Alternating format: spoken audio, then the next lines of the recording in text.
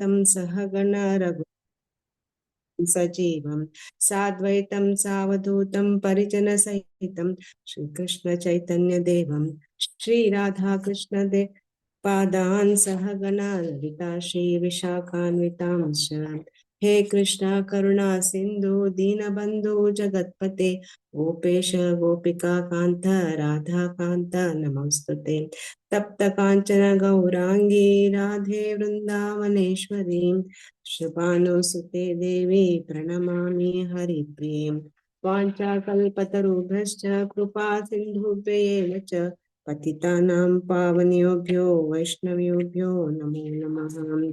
जय श्री कृष्ण चैतन्य प्रभु नित्यानंद श्री अद्वैत गदाधर श्रीवासादि गौर भक्तवृंद हरे कृष्णा कृष्ण कृष्णा हरे हरे हरे राम राम राम ಹರೇ ಹರೇ. ಇಂದಿನ ಕಾರ್ಯಕ್ರಮಕ್ಕೆ ಎಲ್ಲರಿಗೂ ಹೃತ್ಪೂರ್ವಕ ಸ್ವಾಗತ.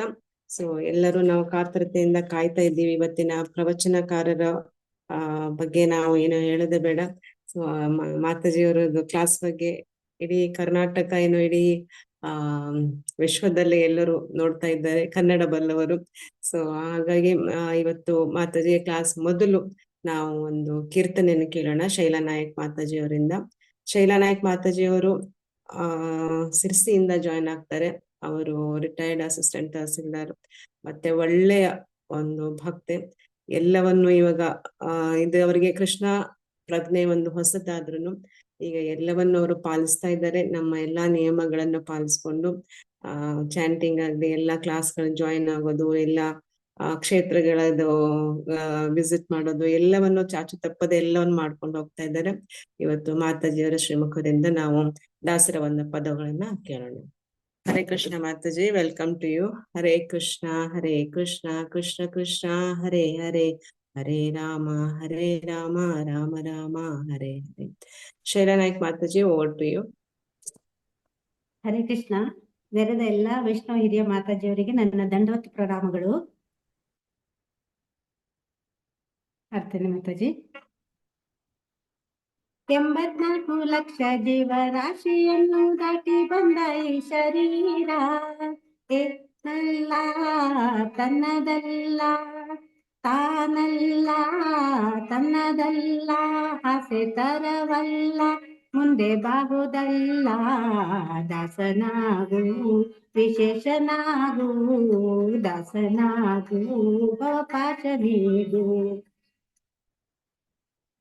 ಆಶ ಕ್ಲೇಶ ದೋಷವೆಂಬ ಅಗ್ನಿಯೋಳು ಮುಳುಗಿ ಯಮನ ಪಾಶಕ್ಕೊಳಗಾಗದೆ ನಿರ್ದೋಷಿಯಾಗು, ಸಂತೋಷಿಯಾಗು. ಆಶ ಕ್ಲೇಶ ದೋಷವೆಂಬ ಅಗ್ನಿಯೋಳು ಮುಳುಗಿ ಯಮನ ಪಾಶಕ್ಕೊಳಗಾಗದೆ ನಿರ್ದೋಷಿಯಾಗು, ಸಂತೋಷಿಯಾಗು. ಕಾಶಿ ವಾರಣಾಸಿ ಕಂಚಿ ಕಾಳಹಸ್ತಿ ರಾಮೇಶ್ವರ ಏಸು ದೇಶ ತಿರುಗಿದರೆ ಬಹುದೇನೋ ಅಲ್ಲಿ ಹೋದೇನೋ. ದೋಷನಾಶಿ ಕೃಷ್ಣವೇಣಿ ಗಂಗೆ ಗೋದಾವರಿ ಭವನಾಶಿ ತುಂಗಭದ್ರೆ ಯಮುನೆ ವಾಸದಲ್ಲಿ ಉಪವಾಸದಲ್ಲಿ ಮೀಸಲಾಗಿ ಮಿಂದು ಜಪ ತಪ ಹೋಮನೆ ಮಗಳ ಏಸು ಬಾರಿ ಮಾಡಿದರು ಫಲವೇನು ಈ ಛಲವೇನು. ದಾಸನಾಗು ವಿಶೇಷನಾಗು, ದಾಸನಾಗು ಭವಪಾಶ ನೀಡು. ಏಸು ಕಾಯಂಗಳ ಕಳೆದು 84 ಲಕ್ಷ ಜೀವರಾಶಿಯನ್ನು ದಾಟಿ ಈ ಶರೀರ ತಾನಲ್ಲ ತನ್ನದಲ್ಲ, ತಾನಲ್ಲ ತನ್ನದಲ್ಲ, ಆಸೆ ತರವಲ್ಲ, ಮುಂದೆ ಬಾಹುದಲ್ಲ. ದಾಸನಾಗು ವಿಶೇಷನಾಗು, ದಾಸನಾಗು ನೀಗು. ಅಂದಿಗೋ ಇಂದಿಗೋ ಒಮ್ಮೆ ಸಿರಿ ಕಮಲೇಶನನ್ನು ಒಂದು ಬಾರಿ ಯಾರು ಹಿಂದ ನೆನೆಯಲಿಲ್ಲ, ಮನ ದಣಿಯಲಿಲ್ಲ. ಅಂದಿಗೋ ಇಂದಿಗೋ ಒಮ್ಮೆ ಸಿರಿ ಕಮಲೇಶನನ್ನು ಒಂದು ಬಾರಿ ಯಾರು ಹಿಂದ ನೆನೆಯಲಿಲ್ಲ, ಮನ ದಣಿಯಲಿಲ್ಲ. ಬಂದು ಬಂದು ಭ್ರಮೆಗೊಂಡು ಮಾಯಾ ಮೋಹಕ್ಕೆ ಸಿಕ್ಕಿ ನೊಂದು ಬೆಂದು ಒಂದರಿಂದ ಉಳಿಯಲಿಲ್ಲ, ಬಂದ ಕಳೆಯಲಿಲ್ಲ. ಸಂದೇಹವ ಮಾಡದಿರು ಅರಿವು ಎಂಬ ದೀಪವಿಟ್ಟು ಇಂದು ಕಂಡ ದೇಹದಲ್ಲಿ ಪಿಂಡ ಹಾಗೆ ಬ್ರಹ್ಮಾಂಡ. ಇಂದು ಹರಿಯ ಧ್ಯಾನವನ್ನು ಮಾಡಿ ವಿವೇಕದೆ ಮುಕುಂದನಿಂದ ಮುಕ್ತಿ ಬೇಡು ಕಂಡ. ನೀ ನೋಡು ಕಂಡ್ಯ ದಾಸನಾಗು ವಿಶೇಷನಾಗು ದಾಸನಾಗು ಭವಪಾಶ ನೀಗು. ಏಸು ಕಾಯಂಗಳ ಕಳೆದು 84 ಲಕ್ಷ ಜೀವದಾಚಿಯನ್ನು ದಾಟಿ ಬಂದ ಈಶರಿ. ತಾನಲ್ಲ ತನ್ನದಲ್ಲ, ತಾನಲ್ಲ ತನ್ನದಲ್ಲ, ಆಸೆ ತರವಲ್ಲ, ಮುಂದೆ ಬಾಹುದಲ್ಲ. ದಾಸನಾಗು ವಿಶೇಷನಾಗು ದಾಸನಾಗು ಭವಪಾಶ ನೀಗು.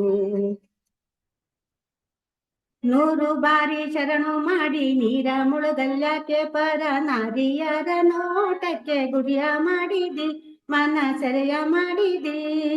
100 ಬಾರಿ ಶರಣು ಮಾಡಿ ನೀರ ಮುಳುಗಲ್ಯಾಕೆ ಪರ ನಾರಿಯರ ನೋಟಕ್ಕೆ ಗುರಿಯ ಮಾಡಿದಿ ಮನ ಸೆರೆಯ ಮಾಡಿದಿ. ಸೂರೆಯೋಳು ಸೂರೆ ತುಂಬಿ ಮೇಲೆ ಹೂವಿನ ಹಾರಗಿರು ಗಂಧ ಅಕ್ಷತೆಯ ಧರಿಸಿದಂತೆ ನೀ ಮೆರೆಸಿದಂತೆ. ಗಾರುಡಿಯ ಮಾತ ಬಿಟ್ಟು ನಾದ ಬ್ರಹ್ಮನ ಪಿಡಿದು ಸಾರಿ ಸುರಿ ಮುಕ್ತಿಯನ್ನು ಶಮನದಿಂದ ಮತ್ತೆ ಸುಮನದಿಂದ. ನಾರಾಯಣ ಅಚ್ಯುತ ನಂತಾದಿ ಕೇಶವನ ಸಾರಾಮೃತವ ನುಂಡು ಸುಖಿಸೋಲಂಡ ಜೀವವೇ ಎಲೆ ಭಂಡ ಜೀವವೇ. ದಾಸನಾಗು ವಿಶೇಷನಾಗು ದಾಸನಾಗು ವಿಶೇಷನಾಗು. ಏಸು ಕಾಯಂಗಳ ಕಳೆದು 84 ಲಕ್ಷ ಜೀವರಾತ್ರಿಯನ್ನು ದಾಟಿ ಬಂದ ಈಶ್ವರ. ತಾನಲ್ಲ ತನ್ನದಲ್ಲ, ತಾನಲ್ಲ ತನ್ನದಲ್ಲ, ಆಸೆ ತರವಲ್ಲ, ಮುಂದೆ ಬಾಹುದಲ್ಲ. ದಾಸನಾಗು ವಿಶೇಷ होते ವಿಶೇಷನಾಗು. ಧನ್ಯವಾದಗಳು. ಹರೇ ಕೃಷ್ಣ ಮಾತಾಜಿ, ತುಂಬಾ ಚೆನ್ನಾಗಿ ಸೊಗಸಾಗಿ ಹಾಡಿದ್ರಿ. ಆ ಈ ನನ್ಗೆ ಗೊತ್ತಿತ್ತು ಇವತ್ತು ನಿಮ್ಗೆ ತುಂಬಾ ಸಂತೋಷ ದಿವಸ, ಯಾಕಂದ್ರೆ ನೀವು ಶೋಭಾಮಯ ಮಾತಾಜಿಯವರ ದೊಡ್ಡ ಫ್ಯಾನ್. ಮಾತಾಜಿಯವರಿಗೆ ನಾನು ಇವತ್ತು ಸೆಲೆಕ್ಟ್ ಮಾಡಿ ಇವತ್ತು ಮಾತಾಜಿನೇ ಹಾಡ್ಲಿ ಅಂತ ನಾನು ಇವತ್ತು ಅವರಿಗೆ ಹೇಳಿದ್ದೆ. ಸೊ ಮಾತಾಜಿ ತುಂಬಾ ಧನ್ಯವಾದಗಳು. ಇನ್ನು ನಾವು ವಿಳಂಬ ಮಾಡದೆ ಮುಂದಿನ ಕಾರ್ಯಕ್ರಮಕ್ಕೆ ಹೋಗೋಣ. ಮುಂದಿನ ಕಾರ್ಯಕ್ರಮ ಬಂದು ಹರ್ಗ್ರೇಸ್ ಶೋಭಾಮಯಿ ಮಾತಾಜಿ ಅವರ ಪ್ರವಚನ. ಸೊ ಅವರ ಪ್ರವಚನಕ್ಕೆ ಎಲ್ಲರೂ ಇವತ್ತು ಕಾತರತೆಯಿಂದ ಕಾಯ್ತಾ ಇದ್ದೀವಿ. ಹೊಸ ವರ್ಷದ ಮೊದಲನೇ ಕಾರ್ಯಕ್ರಮ ನಮ್ಮದು ಈ ಸರಿ. ಮಾತಾಜಿಯವರು ನಾವು ಎಷ್ಟು ವಿನಮ್ರರು ಅಂತ ಹೇಳಿದ್ರೆ ಅವ್ರದ್ದು ಎಷ್ಟು ಬ್ಯುಸಿ ಶೆಡ್ಯೂಲ್ ಅಂತ ನಮ್ಗೆ ಗೊತ್ತೇ ಇದೆ. ನಾವಂತೂ ಏಕಾದಶಿ ದಿವಸ ನಾನು ನೋಡ್ತೇನೆ ಅವ್ರಿಗೆ ಬೆಳಿಗ್ಗೆ ಜಪ ಸೆಷನ್, ಮತ್ತೆ ಕ್ಲಾಸ್, ಮತ್ತೆ 700 ಶ್ಲೋಕಗಳ ಪಠಣ, ಮತ್ತೆ ಈವ್ನಿಂಗ್ ಕ್ಲಾಸ್. ಅದು ಹೇಗೆ ಸಮಯ ಮಾಡ್ಕೋತಾರಪ್ಪ ಮಾತಾಜಿ ಅಂತ ನನ್ಗೆ ಆಶ್ಚರ್ಯ ಆಗ್ತಿರುತ್ತೆ. ಅದ್ರಲ್ಲಿ ನಾವು ಕೇಳಿದ ಒಂದು ಕ್ಷಣ ಅವ್ರು ಯೋಚಿಸ್ತೆ ಆಯ್ತು ನಾನು ಈ ಡೇಟ್ ಮಾಡ್ತೀನಿ ಅಂತ ಹೇಳ್ತಾರೆ. ನಾನ್ ನಿಜವಾಗ್ಲೂ ಅವ್ರಿಗೆ ಎಷ್ಟು ಕೃತಜ್ಞತೆಗಳನ್ನ ಹೇಳಿದ್ರು ಸಾಲದು. ಮಾತಾಜಿ ಅವ್ರಿಗೆ ಒಂದು ಪರಿಚಯನೇ ಬೇಡ, ಯಾಕೆಂದ್ರೆ ಕರುನಾಡಿನ ಒಂದು ಮನೆ ಮಾತಾಗಿದ್ದಾರೆ ಇವತ್ತು. ಆದ್ರೂ ಸಹ ಅವರ ಒಂದು ಕಿರುಪರಿಚಯವನ್ನ ಕೊಡ್ಲಿಕ್ಕೆ ಗೋಪಿಗಣ ಗೀತಾ ಮಾತಾಜಿ ಅವರಿಗೆ ನಾನು ರಿಕ್ವೆಸ್ಟ್ ಮಾಡ್ಕೊಳ್ತೀನಿ. Mataji, over to you. Hare Krishna. Thank you Mataji. Hare Krishna. Welcome Shobhamayi Mataji. ತುಂಬಾ ಸಂತೋಷ ನಿಮ್ಮನ್ನ ಇಲ್ಲಿ ಕರೆಯಕ್ಕೆ. Very happy. ಹೇಳಿದ ತಕ್ಷಣ ನೀವು ಬರ್ತೀನಿ ಅಂತ ಹೇಳಿಕ್ಕೆ ನಮ್ಗೆಲ್ರಿಗೂ ತುಂಬಾ ಸಂತೋಷ. ಮಾತಾಜಿ ಹೇಳ್ದಂಗೆ all over world famous Mataji. So ಮಾತಾಜಿನ ನಾನು ಇಲ್ಲಿ ಕರ್ನಾಟಕಕ್ಕೆ ಬರಕ್ ಮುಂಚೆನೆ ಮುಂಚೆ ಸಲಾಲ ಒಮಾನಲ್ಲಿ ಇದ್ದಾಗ್ಲೇ ಪರಿಚಯ ಆಗಿತ್ತು. ಒಂದ್ಸಲ ದುಬೈಗೆ ಬಂದಿದ್ರು ಮಾತಾಜಿ, ಫ್ಯಾಮಿಲಿ ಜೊತೆ ಬಂದಿದ್ರು. ತುಂಬಾ ಅಂದ್ರೆ ಅಷ್ಟು ಚೆನ್ನಾಗಿ ಮಾತಾಜಿ ವಿನಮ್ರತೆ ಅಂದ್ರೆ ವಿನಮ್ರತೆ. ನನಗೆ ಅವ್ರ ಹೆಸರು ಹೇಳ್ಬೇಕಾದ್ರೆ ಗುರು ಮಹಾರಾಜರು ಅವ್ರು ಯಾವಾಗ್ಲೂ ಹೆಸರು ಕೊಡ್ಬೇಕಾದ್ರೆ ಇವರು ಶ್ರೀ ಪೂಜ್ಯ ಜಯಪತಾಕ ಸ್ವಾಮಿ ಅವರ ಪರಮ ಪೂಜ್ಯ ಜಯಪತಾಕ ಸ್ವಾಮಿ ಅವರಿಂದ ದೀಕ್ಷೆ 2016ರಲ್ಲಿ ಪಡೆದರು. ಸೊ ಕಳೆದ ಒಂದು 8-9 ವರ್ಷಗಳಿಂದ ಮಾತಾಜಿ ಇಸ್ಕಾನ್ ಮಾರ್ಗದಲ್ಲೇ ಪೂಜೆ ಭಜನೆ ಎಲ್ಲ ಮಾಡ್ಕೊಂಡು ಅಭ್ಯಾಸ ಮಾಡ್ಕೊಂಡಿದ್ದಾರೆ. ಅದು ಲಾಸ್ಟ್ 3-4 ಇಯರ್ಸ್ ಕಂಪ್ಲೀಟ್ ಆಗಿ ಐ ಥಿಂಕ್ ಆನ್ಲೈನ್ ಭಗವದ್ಗೀತೆ 18 ದಿನದ ಆ ಕೋರ್ಸ್ ನಡ್ಕೊಂಡ್ಬಂದ. ಅವರ ಕನ್ನಡ ಅಷ್ಟು ಸರಳ, ಅದೇ ತರ ಮಾತಾಜಿನೂ ಅಷ್ಟು ಸಿಂಪಲ್ ಲಿವಿಂಗ್, ಹೈ ಥಿಂಕಿಂಗ್. ಅದೇ ಮಾತಾಜಿ ಹೇಳ್ದಂಗೆ ಟೈಮ್ ಫ್ರೇಮೇ ಇಲ್ಲ, ಫುಲ್ ಡೇ ಹೆಂಗ್ ಮ್ಯಾನೇಜ್ ಮಾಡ್ತಿದ್ದಾರೆ. Next next next next next program ಇದ್ರು ಅದನ್ನ ಹೆಂಗೆ ಮನೆಗೂ ಅದೇ ರೀತಿಯಲ್ಲಿ ಕೃಷ್ಣ ಪ್ರಚಾರನೆಗೂ ಅವ್ರು ಹೆಂಗ್ ಯುಟಿಲೈಸ್ ಮಾಡ್ಕೊಡ್ತಿದ್ದಾರೆ ಅನ್ನೋದನ್ನ ನಾವು ಒಂದ್ಸಲ ಪ್ರಾಕ್ಟಿಕಲ್ ಆಗಿ ಈ ಮಾತಾಜಿ ಹತ್ರ ಒಂದು ಕ್ಲಾಸ್ ತಗೊಳಕ್ ಹೇಳ್ಬೇಕು. How she is utilising. ಯಾಕಂದ್ರೆ ನಾವೆಲ್ಲ ಒಂದು ಎಕ್ಸ್ಟ್ರಾ ಒಂದ್ ಕೆಲ್ಸ ಬಂದ್ರು ಇದು ಒಂದನ್ನ ಅವಾಯ್ಡ್ ಮಾಡ್ಬಿಡ್ತೀವಿ. ಇವತ್ತು 4 ವರ್ಷ ಓದಕ್ ಬದಲು 1 ವರ್ಷ ಓದಿದ್ರೆ ಸಾಕು, ಕೃಷ್ಣ ಅಂಡರ್ಸ್ಟ್ಯಾಂಡ್ ಮಾಡ್ಕೊಂಡ್ಬಿಡ್ತಾನೆ ಅಂತ. ಮಾತಾಜಿ ಹಂಗಲ್ಲ, ಎಲ್ಲಾನು ಮಾಡ್ಕೊಂಡ್ ಬರ್ತಿದ್ದಾರೆ. ಸೊ ಹಂಗಾಗಿ ನನಗೆ ಇವ್ರ ಹೆಸರು ಹೇಳಿದ ತಕ್ಷಣ ಗುರು ಮಹಾರಾಜರು ಯಾವಾಗ್ಲೂ ಹೆಸರು ಸೂಟಬಲ್ ಆಗಿ ಕೊಡ್ತಾರೆ. ಸೊ ಆ ಹೆಸರ ಮೀನಿಂಗು ಅವ್ರಿಗೂ ಅಷ್ಟೊಂದು ಹೊಂದತ್ತೆ ಅಂತ ಹೇಳ್ಬೋದು. ಅವರ ಶೋಭಾಮಯಿ ಚಂಪಕಲತಾ ದೇವಿದಾಸಿ. ಸೊ ಶೋಭಾಮಯಿ, ಶೋಭೆ, ಮೊಕ್ಕದಲ್ಲೇ ಆ ಒಂದು ಲಸ್ಟರ್ ಅಂದ್ರೆ ಒಂದು ಶೈನ್, ಒಂದು ಬ್ಯೂಟಿ ಅದೆಲ್ಲ ಹಂಗೆ ತುಂಬಿ ತುಳುಕಾಡ್ತಿದೆ. ಮತ್ತೆ ಚಂಪಕಲತಾ, ಯಾರಪ್ಪ ಈ ಚಂಪಕಲತಾ ಅಂದ್ರೆ ಒನ್ ಆಫ್ ದ ಪ್ರಿನ್ಸಿಪಲ್, ಅಂದ್ರೆ ತುಂಬಾ ಮುಖ್ಯವಾದ ಗೋಪಿ, ರಾಧಾರಾಣಿಯ ಮುಖ್ಯವಾದ 8 ಗೋಪಿಗಳಲ್ಲಿ ಗೋಪಿ ಫ್ರೆಂಡ್ಸ್ ಇರ್ತಾರಲ್ಲ ಅದರಲ್ಲಿ ಮುಖ್ಯವಾದದ್ದು ಅವಳು. ಅವರ ಕಲೆ, ಅಷ್ಟೊಂದು ಕಲೆ ಜಾಸ್ತಿ ಅಂತೆ. ಮತ್ತೆ ಅವರ ಮೂಡ್ ಒಂದು ಹೀರೋಯಿನ್ ಹಂಗೆ ಎಲ್ಲ ಮಾಡಿ ಎಲ್ಲ ಮುಂದೆ ಬರೋಂಗೆ. ಅದೇ ರೀತಿಯಲ್ಲಿ ಮಾತಾಜಿ ಇವತ್ತಿಗೂ ಇದ್ದಾರೆ ಅಂತ ನಾವು ಹೇಳ್ಬೋದು. ಗುರು ಮಹಾರಾಜರು ಸುಮ್ನೆ ಅಲ್ಲ ಹೆಸರು ಕೊಡೋದು, ಅದರ ಮೀನಿಂಗ್ ಹಂಗೆ ಎಕ್ಸಾಕ್ಟ್ಲಿ ಫಾಲೋ ಆಗ್ತಾ ಇರತ್ತೆ ಆ ಡಿವೋಟೀಸ್ ಅಲ್ಲಿ. ಸೊ ಮಾತಾಜಿ ಅಷ್ಟೊಂದು ಒಂದು ಒಳಗೆ ಶಿ ಹ್ಯಾಸ್ ಒಳಗ ಅಷ್ಟೊಂದು ಒಂದು ಇದು ಇಟ್ಕೊಂಡಿದ್ದಾರೆ. ಅಂದ್ರೆ ಆ ಭಾವನೆ, ಸೇವಾ ಭಾವನೆ ಆಗ್ಲಿ, ಆ ಒಂದು ಮತ್ತೊಬ್ಬರ ಹತ್ರ ಮಾತಾಡುವ ರೀತಿ ಆಗ್ಲಿ, ಅಥವಾ ಯಾವತ್ತು ಹೆಂಗೆ ಹೇಳ್ಕೊಡ್ಬೇಕು ಅನ್ನೋ ಒಂದು ಮನಸ್ಸು, ಅದೆಲ್ಲ ಅಷ್ಟು ಚೆನ್ನಾಗಿ ಮಾತಾಡಿ ಇಟ್ಕೊಂಡು ಅದನ್ನ ನಮ್ಮೆಲ್ರಿಗೂ ಎಷ್ಟು ಮ್ಯಾಕ್ಸಿಮಮ್ ಹಂಚ್ಬೇಕು ಅಂದ್ಬಿಟ್ಟು ಸಾವಿರಾರು ಜನಕ್ಕೆ ಈ ಭಗವದ್ಗೀತೆಯನ್ನು ಅವ್ರು ಹೇಳಿ ಹೇಳಿ ಇವರ ಮಾತಿಗೆ ಅಟ್ರಾಕ್ಟ್ ಆಗಿ ಎಷ್ಟೊಂದ್ ಜನ ಡಿವೋಟೀಸ್ ಆಗ್ಬಿಟ್ಟಿದ್ದಾರೆ. So Mataji is literally getting ತುಂಬಾ ತುಂಬಾ ಡಿವೋಟೀಸ್ ನ ಈ ಸಂಘಕ್ಕೆ ಕರ್ಕೊಂಡ್ ಬರಕ್ಕೆ one of the reason Mataji ಅಂತ ಹೇಳ್ಬೋದು. Thank you Mataji, welcome. ಬನ್ನಿ, ನಮಗೂ ಈ ತರ ನಿಮ್ಮ ಒಂದು ಪ್ರೆಸೆನ್ಸ್ ಅವಾಗ ಸಿಕ್ಕಕ್ಕೆ ವಿ ಆರ್ ಆಲ್ ಭಾಗ್ಯಶಾಲಿ ಅಂತ ಹೇಳ್ಬೋದು. ವೆಲ್ಕಮ್ ಮಾತಾಜಿ. ಶೋಭಾಮಯಿ ಮಾತಾಜಿ, ನಿಮ್ದು ಮಾರ್ನಿಂಗ್ ಈವ್ನಿಂಗ್ ಕ್ಲಾಸ್ ಕೇಳ್ತಾ ಇದ್ದೆ ಮಾತಾಜಿ. ನಾನು 300 ಹತ್ತತ್ರ ಗಡಿ ದಾಟಿತ್ತು ಸ್ಟೂಡೆಂಟ್ ಗಳೆಲ್ಲ ನಿಮ್ದು. ಅವಾಗ ಜಯಶ್ರೀ ಮಾತಾಜಿ ನೆಕ್ಸ್ಟ್ ಪ್ಯಾರಾಗ್ರಾಫ್ ಓದಿ ಅಂತ ಹೇಳ್ತಾ ಇದ್ರಿ ಮಾತಾಜಿ. ತುಂಬಾ ಖುಷಿ ಆಯ್ತು ನೀವು ಬಂದಿದ್ಕೆ. ನಿಜವಾಗ್ಲು ಅಷ್ಟು ಮುಗ್ಧವಾಗಿ ಇದ್ದೀರಾ ನೀವು. ಮಾತಾಜಿ ಹೇಳ್ದಂಗೆ ಇವಾಗ ಮಾತಾಡಲ್ಲ ಮಾತಾಜಿ, ಎಲ್ಲ 100% ಕರೆಕ್ಟ್ ಆಗಿ ಹೇಳಿದಾರೆ ಮಾತಾಜಿ. ಒಂದ್ ಪಾಯಿಂಟ್ ಮಿಸ್ ಮಾಡೋ ಆಗಿಲ್ಲ. ಇವತ್ ನಮ್ಗೆ ಸಿಕ್ಕಿರೋದು ಭಾಗ್ಯ ನಮಗೆ ಮಾತಾಜಿ. ಹರಿ ಬೋಲ್ ಮಾತಾಜಿ. ಹರೇ ಕೃಷ್ಣ. ಕೃಷ್ಣ ಓಟಿ ಮಾತಾಜಿ. ಹರೇ ಕೃಷ್ಣ ಮಾತಾಜಿ. ದಂಡವತ್ ಪ್ರಣಾಮ್ಸ್ ಲೀನಾ ಮಂಜುನಾಥ್ ಮಾತಾಜಿ, ಗೋಪಿಗಣ, ಗೀತಾ ದೇವಿದಾಸಿ ಮಾತಾಜಿ, ಹಾಗೂ ಇಲ್ಲಿ ನೆರೆದಿರುವಂತ ಎಲ್ಲಾ ವೈಷ್ಣವಿಯರಿಗೂ ಎಲ್ಲಾ ಭಕ್ತಾದಿಗಳಿಗೂ ಅನಂತ ಧನ್ಯವಾದಗಳು. ಆಕ್ಚುಲಿ ಈಗ ಮಾತಾಜಿ ಏನು ಹೇಳಿದ್ರಲ್ಲ ಅದು ಹೊಗಳಿಕೆ ಅವರಿಗೆ ಸೂಟ್ ಆಗುವಂಥದ್ದು. ನನ್ಗೆ ಏನೇನೂ ಸೂಟ್ ಆಗ್ತಾ ಇಲ್ಲ, ನನ್ನಲ್ಲಿ ಅಂಥ ಒಳ್ಳೆ ಗುಣಗಳು ಏನೇನೂ ಇಲ್ಲ. ನಾನು ಭಕ್ತಾದಿಗಳ ಅಂದ್ರೆ ನಾನು ಯಾಕೆ ಇದನ್ನ ಮಾಡ್ತಾ ಇದ್ದೀನಿ ಅಂದ್ರೆ ಜನರ ಕೃಪೆಯಿಂದ, ಭಕ್ತರ ಕೃಪೆಯಿಂದ ನಾನು ಅಟ್ಲೀಸ್ಟ್ ಭಕ್ತಿ ಮಾರ್ಗದಲ್ಲಿ ಮುಂದುವರಿಬೇಕು ಅನ್ನುವಂಥ ಉದ್ದೇಶದಿಂದ ಅಷ್ಟೇ. ಯಾಕೆಂದರೆ ಗಲ್ಫಿಂದ ಇಲ್ಲಿ ಬಂದಮೇಲೆ ಭಕ್ತರ ಸಂಘ ಸಿಗೋದು ಬಹಳ ಕಷ್ಟ. ಆದ್ದರಿಂದ ಅಟ್ಲೀಸ್ಟ್ ಪ್ರೀಚಿಂಗ್ ಮಾಡೋದ್ರಿಂದ ನಾನು ಭಕ್ತಿ ಮಾರ್ಗದಲ್ಲಿ ಮುಂದುವರಿಬೋದಲ್ಲ ಅಂತ ಅನ್ನುವಂಥ ಒಂದು ಇದು ನಿಮ್ಮೆಲ್ಲರ ಕೃಪೆಯಿಂದ ಹಾಗೂ ಭಗವಂತ ಒಂದು ಸೇವೆಯ ಅವಕಾಶ ಕೊಟ್ಟಿದ್ದಾರೆ. ಹಾಗೆ ಗುರು ಮಹಾರಾಜ್ ಕೂಡ ನನಗೆ ಸೇವೆಯ ಅವಕಾಶವನ್ನು ಕೊಟ್ಟಿದ್ದಾರೆ ಅಂತ ನಾನು ತಿಳ್ಕೊಂಡು ಮಾಡ್ತಾ ಇದ್ದೀನಿ. ಮಾತಾಜಿ ಅಂತ ಯಾವ ಒಳ್ಳೆ ಗುಣಗಳು ನನ್ನಲ್ಲಿ ಇಲ್ಲ. ಮಾತಾಜಿ ಅವರ ಒಳ್ಳೆ ಗುಣದ ಬಗ್ಗೆ ಹೇಳಿದ್ದಷ್ಟೇ ಇಷ್ಟೊತ್ತೆಲ್ಲ ಕೂಡ. Thank you Mataji. ಹಾಗೆ ಲೀನಾ ಮಂಜುನಾಥ್ ಮಾತಾಜಿ ಕೂಡ ಅಂದರೆ ನನಗೆ ಗೊತ್ತಿದೆ ಅಲ್ವಾ ನನ್ನಲ್ಲಿ ಅಂಥ ಏನು ಒಳ್ಳೆ ಗುಣಗಳಿಲ್ಲ ಅಂತ. ಆದರೂ ಏನೋ ಒಂದು ಸೇವೆಯ ಅವಕಾಶ, ಪ್ರಭುಪಾದರ ಆದೇಶ, ಗುರು ಮಹಾರಾಜರ ಆದೇಶ, ಪ್ರೀಚಿಂಗನ್ನು ಮಾಡಬೇಕಂತೇಳಿ ಅದಕ್ಕೋಸ್ಕರ ನನ್ನ ಪ್ಯೂರಿಫಿಕೇಷನ್ಗೋಸ್ಕರ ನಾನು ಇದನ್ನು ಮಾಡ್ತಾ ಇದ್ದೀನಿ Mataji. Thank you so much ಎಲ್ಲರಿಗೂ ಅನಂತ ಧನ್ಯವಾದಗಳು. ಹರೇ ಕೃಷ್ಣ ಮಾತಾಜಿ. ಸೊ ನಾವು ಜೈ ರಾಧಾ ಮಾಧವೊಂದಿಗೆ ಪ್ರಾರಂಭಿಸೋಣ.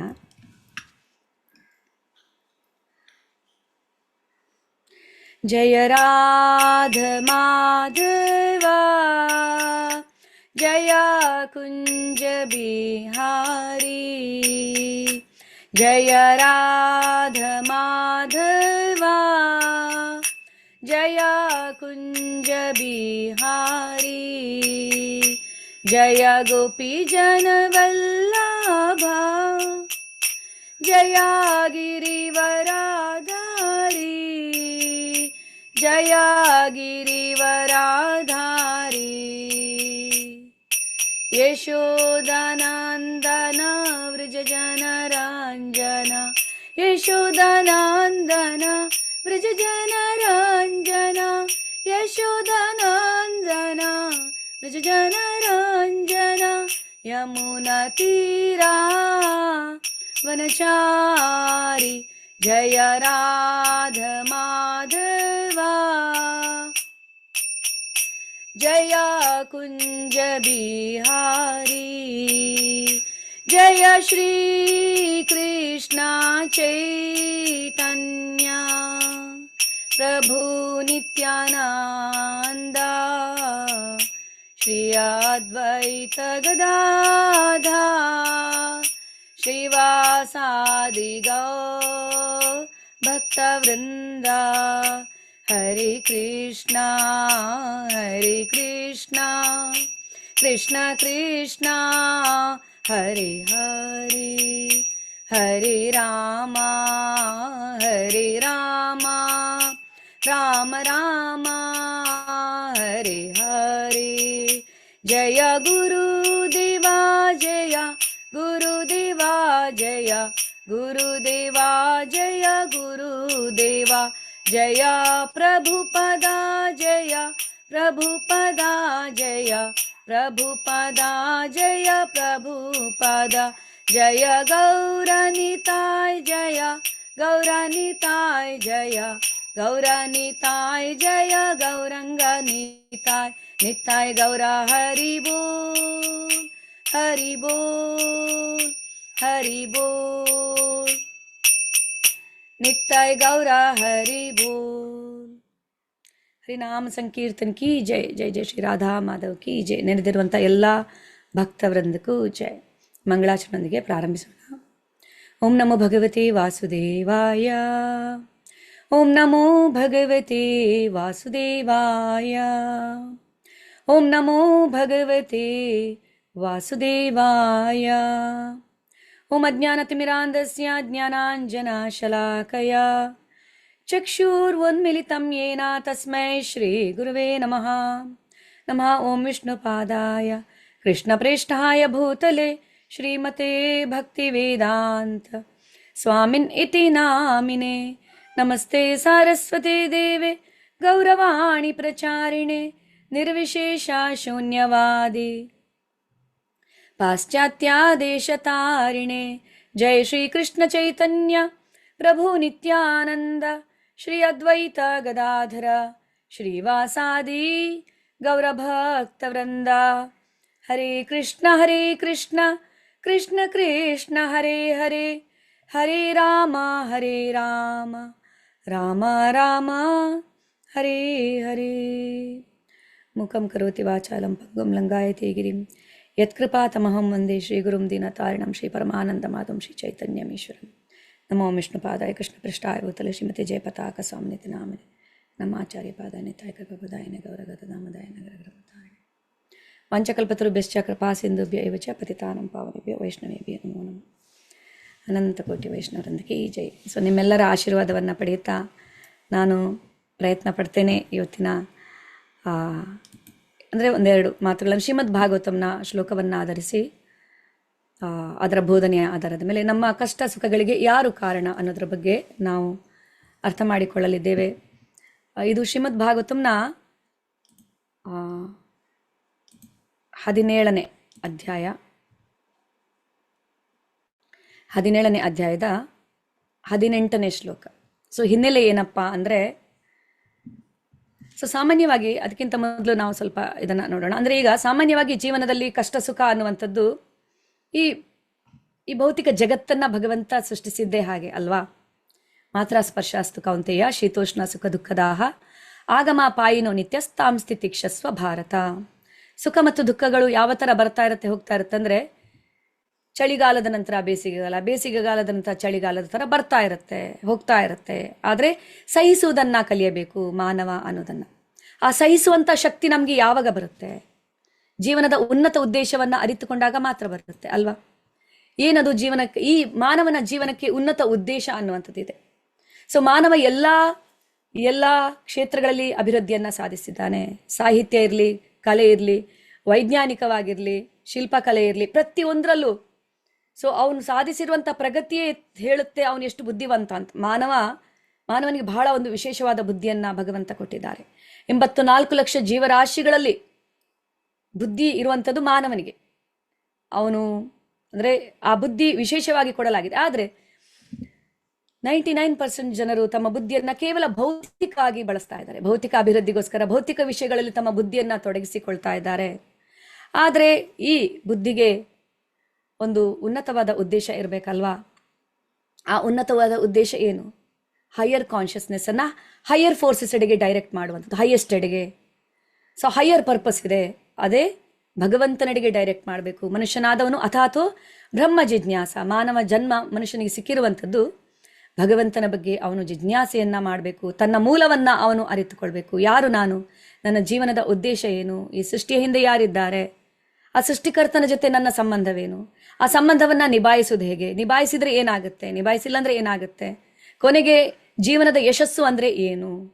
ಇದೆಲ್ಲವನ್ನ ಒಬ್ಬ ತಿಳಿದುಕೊಳ್ಳಿಲ್ಲ ಅಂದ್ರೆ ಏನಾಗ್ತಾನೆ? ಅವನು ಧರ್ಮೇಣಹೀನ ಪಶುಭಿ ನರಾಣ, ಅವನು ಪಶುವಿಗೆ ಸಮಾನಾಗ್ತಾನೆ ಅಂತ ಶಾಸ್ತ್ರಗಳು ಹೇಳುತ್ತವೆ.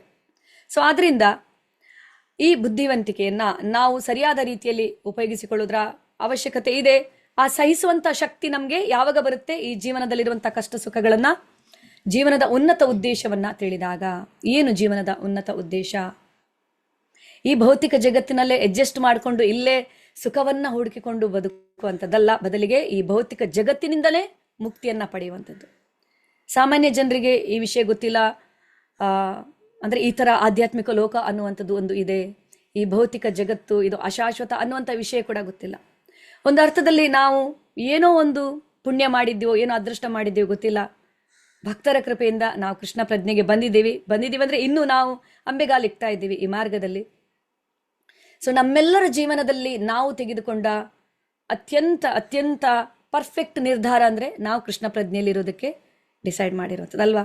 ಸೊ ನಿಮ್ಗೆಲ್ರಿಗೂ ಅನ್ಸುತ್ತೆ ತಾನೆ, ನಮ್ಮ ಜೀವನದಲ್ಲಿ ಚಿಕ್ಕವರಿದ್ದಾಗ್ಲಿಂದ ಇವತ್ತಿನವರೆಗೆ ನಾವು ತೆಗೆದುಕೊಂಡ ಒಂದೇ ಒಂದು ಒಳ್ಳೆಯ ನಿರ್ಧಾರ ಅಂದ್ರೆ ಕೃಷ್ಣ ಪ್ರಜ್ಞೆಯಲ್ಲಿ ನಾವು ಇರಬೇಕು ಅನ್ನುವಂಥ ನಿರ್ಧಾರ ಮಾಡಿರುವಂಥದ್ದು. ಅದೊಂದೇ ಒಳ್ಳೆ ನಿರ್ಧಾರ ಅಂತ ಅಂದ್ರೆ ನನ್ಗೆ ಹಾಗೆ ಅನ್ಸುತ್ತೆ. ಎಲ್ಲರ ನಿರ್ಧಾರ ಕೂಡ ಅಷ್ಟೇ. ಯಾರು ಕೃಷ್ಣ ಪ್ರಜ್ಞೆಗೆ ಬರ್ತಾರೋ, ಕೃಷ್ಣ ಪ್ರಜ್ಞೆಯಲ್ಲಿ ಮುಂದುವರಿಬೇಕನ್ನುವಂಥ ನಿರ್ಧಾರ ಮಾಡ್ತಾರೋ, ಅದರಷ್ಟು ಒಳ್ಳೆಯ ನಿರ್ಧಾರ ಇನ್ಯಾವುದು ಜೀವನದಲ್ಲಿ ಇರೋದಕ್ಕೆ ಸಾಧ್ಯ ಇಲ್ಲ. ಸೊ ಹಾಗೆ ಉನ್ನತವಾದ ಉದ್ದೇಶ ಏನು? ಈ ಜನ್ಮ ಮೃತ್ಯು ಜರಾವ್ಯಾಧಿಯ ಚಕ್ರಕ್ಕೆ ಫುಲ್ ಸ್ಟಾಪ್ ಅನ್ನು ಹಾಕುವುದೇ ನಿಜವಾದ ಉದ್ದೇಶ. ಅದನ್ನ ಅರಿಯದೇ ಇರುವವನು ಜೀವನದಲ್ಲಿ ಸಣ್ಣ ಪುಟ್ಟ ವಿಷಯಗಳಿಗೆ ವಿಚಲಿತನಾಗ್ತಾನೆ ಇರ್ತಾನೆ. ಯಾಕೆಂದ್ರೆ ಉನ್ನತವಾದ ಉದ್ದೇಶ ಗೊತ್ತಿಲ್ಲ. ಈ ಉದಾಹರಣೆ ಆಲ್ರೆಡಿ ನಾನು ಸುಮಾರು ಸತಿ ಕೋಟ್ ಮಾಡಿದ್ದೀನಿ ನನ್ನ ಕ್ಲಾಸಲ್ಲಿ. ಉದಾಹರಣೆಗೆ, ಒಬ್ಬ ದಾರಿಯಲ್ಲಿ ನಡ್ಕೊಂಡು ಹೋಗ್ತಾ ಇರ್ತಾನೆ, ಅವನ ಕಾಲಿಗೆ ಒಂದು ಸೂಜಿ ಚುಚ್ಚುತ್ತೆ, ಕಾಲಿಂದ ರಕ್ತ ಬರುತ್ತೆ. ಆವಾಗ ಅವನು ತುಂಬ ಬೇಸರ ಆಗುತ್ತೆ ಅವನಿಗೆ, ಯಾರಪ್ಪ ನಡೆದಾಡುವ ದಾರಿಯಲ್ಲಿ ಈ ಸೂಜಿಯನ್ನು ಹಾಕಿದವರು ಅಂತ. ಅನಾವಶ್ಯಕವಾಗಿ ನಾನು ನೋವನ್ನು ಅನುಭವಿಸಬೇಕಾಯ್ತಲ್ಲ ಅಂತ. ಅದೇ ಒಂದು ಸ್ವಲ್ಪ ದಿವಸಗಳ ನಂತರ ಅವನಿಗೆ ಜ್ವರ ಬಂದಾಗ ಅವನೇ ಹೋಗ್ತಾನೆ ಡಾಕ್ಟರ್ ಹತ್ರ ಸೂಜಿಯನ್ನ ಚುಚ್ಚಿಸಿಕೊಳ್ಳೋದಕ್ಕೆ. ಸೊ ಅಲ್ಲಿ ಸೂಜಿ ಚುಚ್ಚಿದಾಗ ಅವನಿಗೆ ಬೇಸರ ಆಯಿತು, ಇಲ್ಲಿ ಅವನು ಸೂಜಿ ಚುಚ್ಚಿಸಿಕೊಳ್ಳೋದಕ್ಕೆ ಹೋಗ್ತಾ ಇದ್ದಾನೆ. ಯಾಕೆಂದ್ರೆ ಇಲ್ಲಿ ಉನ್ನತವಾದ ಉದ್ದೇಶವಿದೆ, ನಾನು ಆದಷ್ಟು ಬೇಗ ಗುಣಮುಖನಾಗಬೇಕು ಜ್ವರದಿಂದ ಅನ್ನುವಂಥ ಉದ್ದೇಶವಿದೆ. ಆದ್ರಿಂದ ಅವನು ಇಂಜೆಕ್ಷನ್ನ ನೋವನ್ನ ಸಹಿಸಲು ತಯಾರಾಗುತ್ತಾನೆ. ಇನ್ನು ಆಪರೇಷನ್ ಮಾಡ್ಬೇಕಂದಾಗ ಹೊಟ್ಟೆಯನ್ನ ಕೊಯ್ತಾರೆ, ಎಷ್ಟೊಂದು ನೋವು ಅದು ಅಲ್ವಾ? ಅದನ್ನ ಸಹಿಸೋದಕ್ಕೆ ನಾವು ತಯಾರಾಗುತ್ತೇವೆ. ಯಾಕಂದ್ರೆ ಏನೋ ದೊಡ್ಡ ಪ್ರಾಬ್ಲಮ್ ಆಗಿದೆ ನಮ್ಮ ಶರೀರದಲ್ಲಿ, ಆಪರೇಷನ್ ಮಾಡಿಲ್ಲ ಅಂದ್ರೆ ಆಗಲ್ಲ, ಶಸ್ತ್ರಚಿಕಿತ್ಸೆ ಮಾಡಿಲ್ಲ ಅಂದ್ರೆ ನಾವು ತಯಾರಾಗುತ್ತೇವೆ ನೋವನ್ನ ಸಹಿಸೋದಕ್ಕೆ. ಯಾಕಂದ್ರೆ ಉನ್ನತ ಉದ್ದೇಶವಿದೆ ಅಲ್ಲಿ. ಅದೇ ತರ ಜೀವನದ ಉನ್ನತ ಉದ್ದೇಶ ಯಾವುದು? ಜನ್ಮ ಮೃತ್ಯು ಜರಾವ್ಯಾಧಿಯ ಚಕ್ರಕ್ಕೆ ಫುಲ್ ಸ್ಟಾಪ್ ಹಾಕಬೇಕು ಅನ್ನುವಂಥ ಉನ್ನತ ಉದ್ದೇಶವಿದ್ದಾಗ ನಾವು ಜೀವನದಲ್ಲಿ ಬರುವಂತಹ ಸಣ್ಣ ಪುಟ್ಟ ವಿಷಯಗಳಿಂದ ವಿಚಲಿತರಾಗುವುದೇ ಇಲ್ಲ.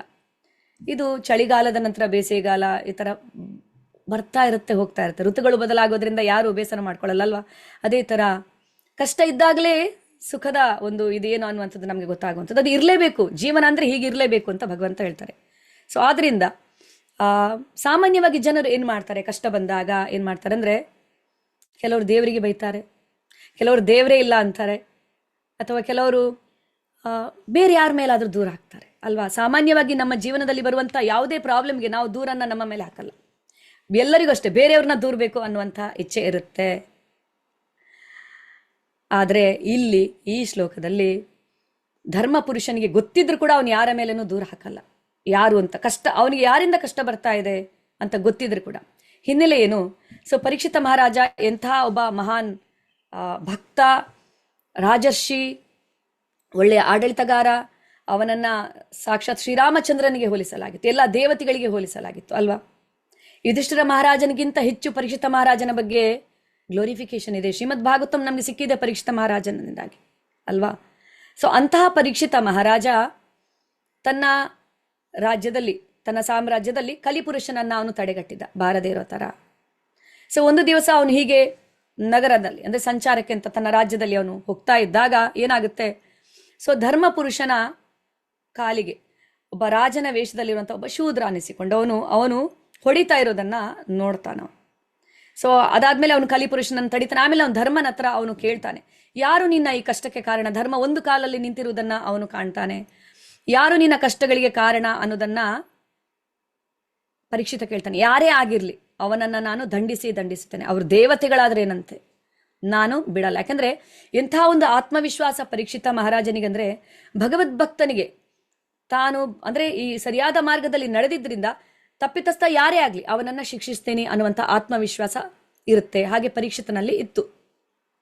ಸೊ ಆದ್ರೆ ಇಂಟ್ರೆಸ್ಟಿಂಗ್ಲಿ ಇಲ್ಲಿ ಅವನ ಹತ್ರ ಧರ್ಮನ ಹತ್ರ ಕೇಳಿದಾಗ, ಈ ಕಷ್ಟಕ್ಕೆ ಯಾರು ಕಾರಣ ಅಂತ ಕೇಳಿದಾಗ ಅವನಿಗೆ ಗೊತ್ತಿತ್ತು ಯಾರು ಅಂತ ಕಾರಣ. ಆದ್ರೆ ಕೂಡ ಅವನು ಏನು ಹೇಳ್ತಾನೆ? ಧರ್ಮ ಯಾರನ್ನ ಕೂಡ ದೂರಲ್ಲ.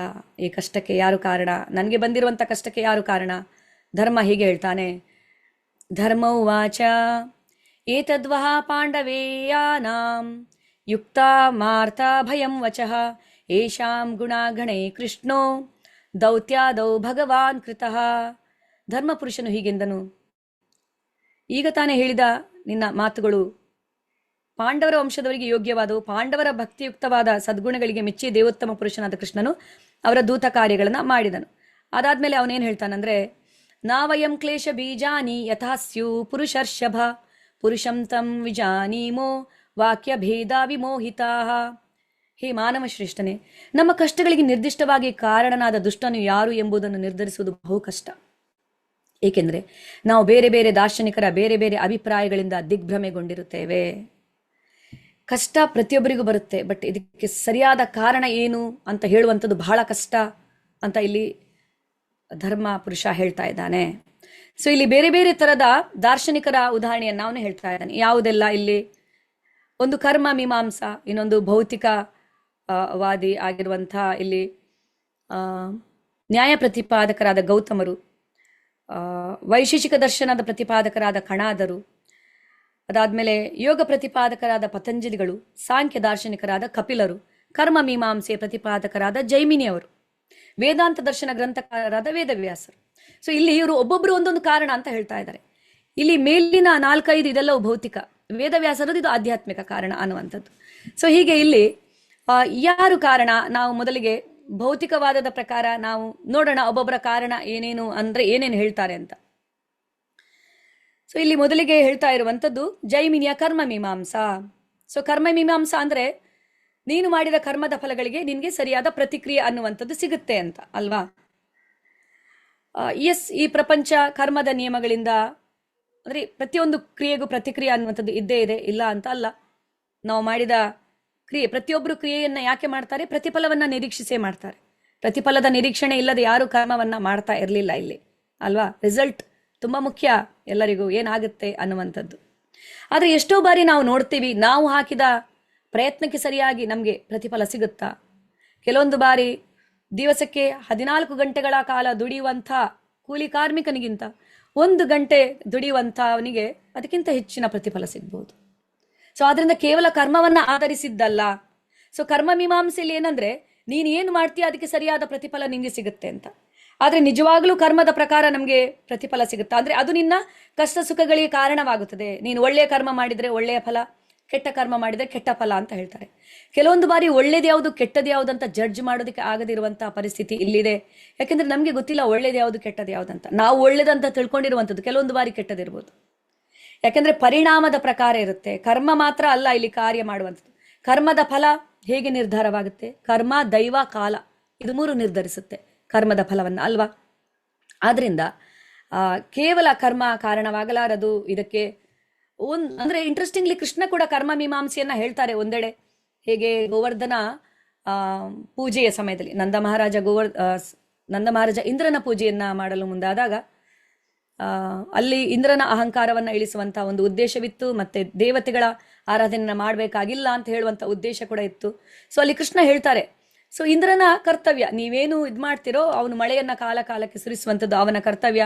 ಅವನೇನು ಅಂದ್ರೆ ಇಂದ್ರ ಏನು ಅವನ ಇದರಿಂದ ಮಾಡ್ತಲ್ಲ, ಅವನು ಕೂಡ ಒಬ್ಬರಿಂದ ನಿಯಂತ್ರಿಸಲ್ಪಟ್ಟಿದ್ದಾನೆ ಅನ್ನೋದನ್ನ ಅಲ್ಲಿ ಕೃಷ್ಣ ಕೂಡ ಇದನ್ನ ಹೇಳ್ತಾರೆ. ಕರ್ಮ ಮೀಮಾಂಸೆ ಬಗ್ಗೆ ಒಂದು ಕಡೆಯಲ್ಲಿ ಕೃಷ್ಣ ಮಾತಾಡ್ತಾರೆ, ಅಲ್ವಾ?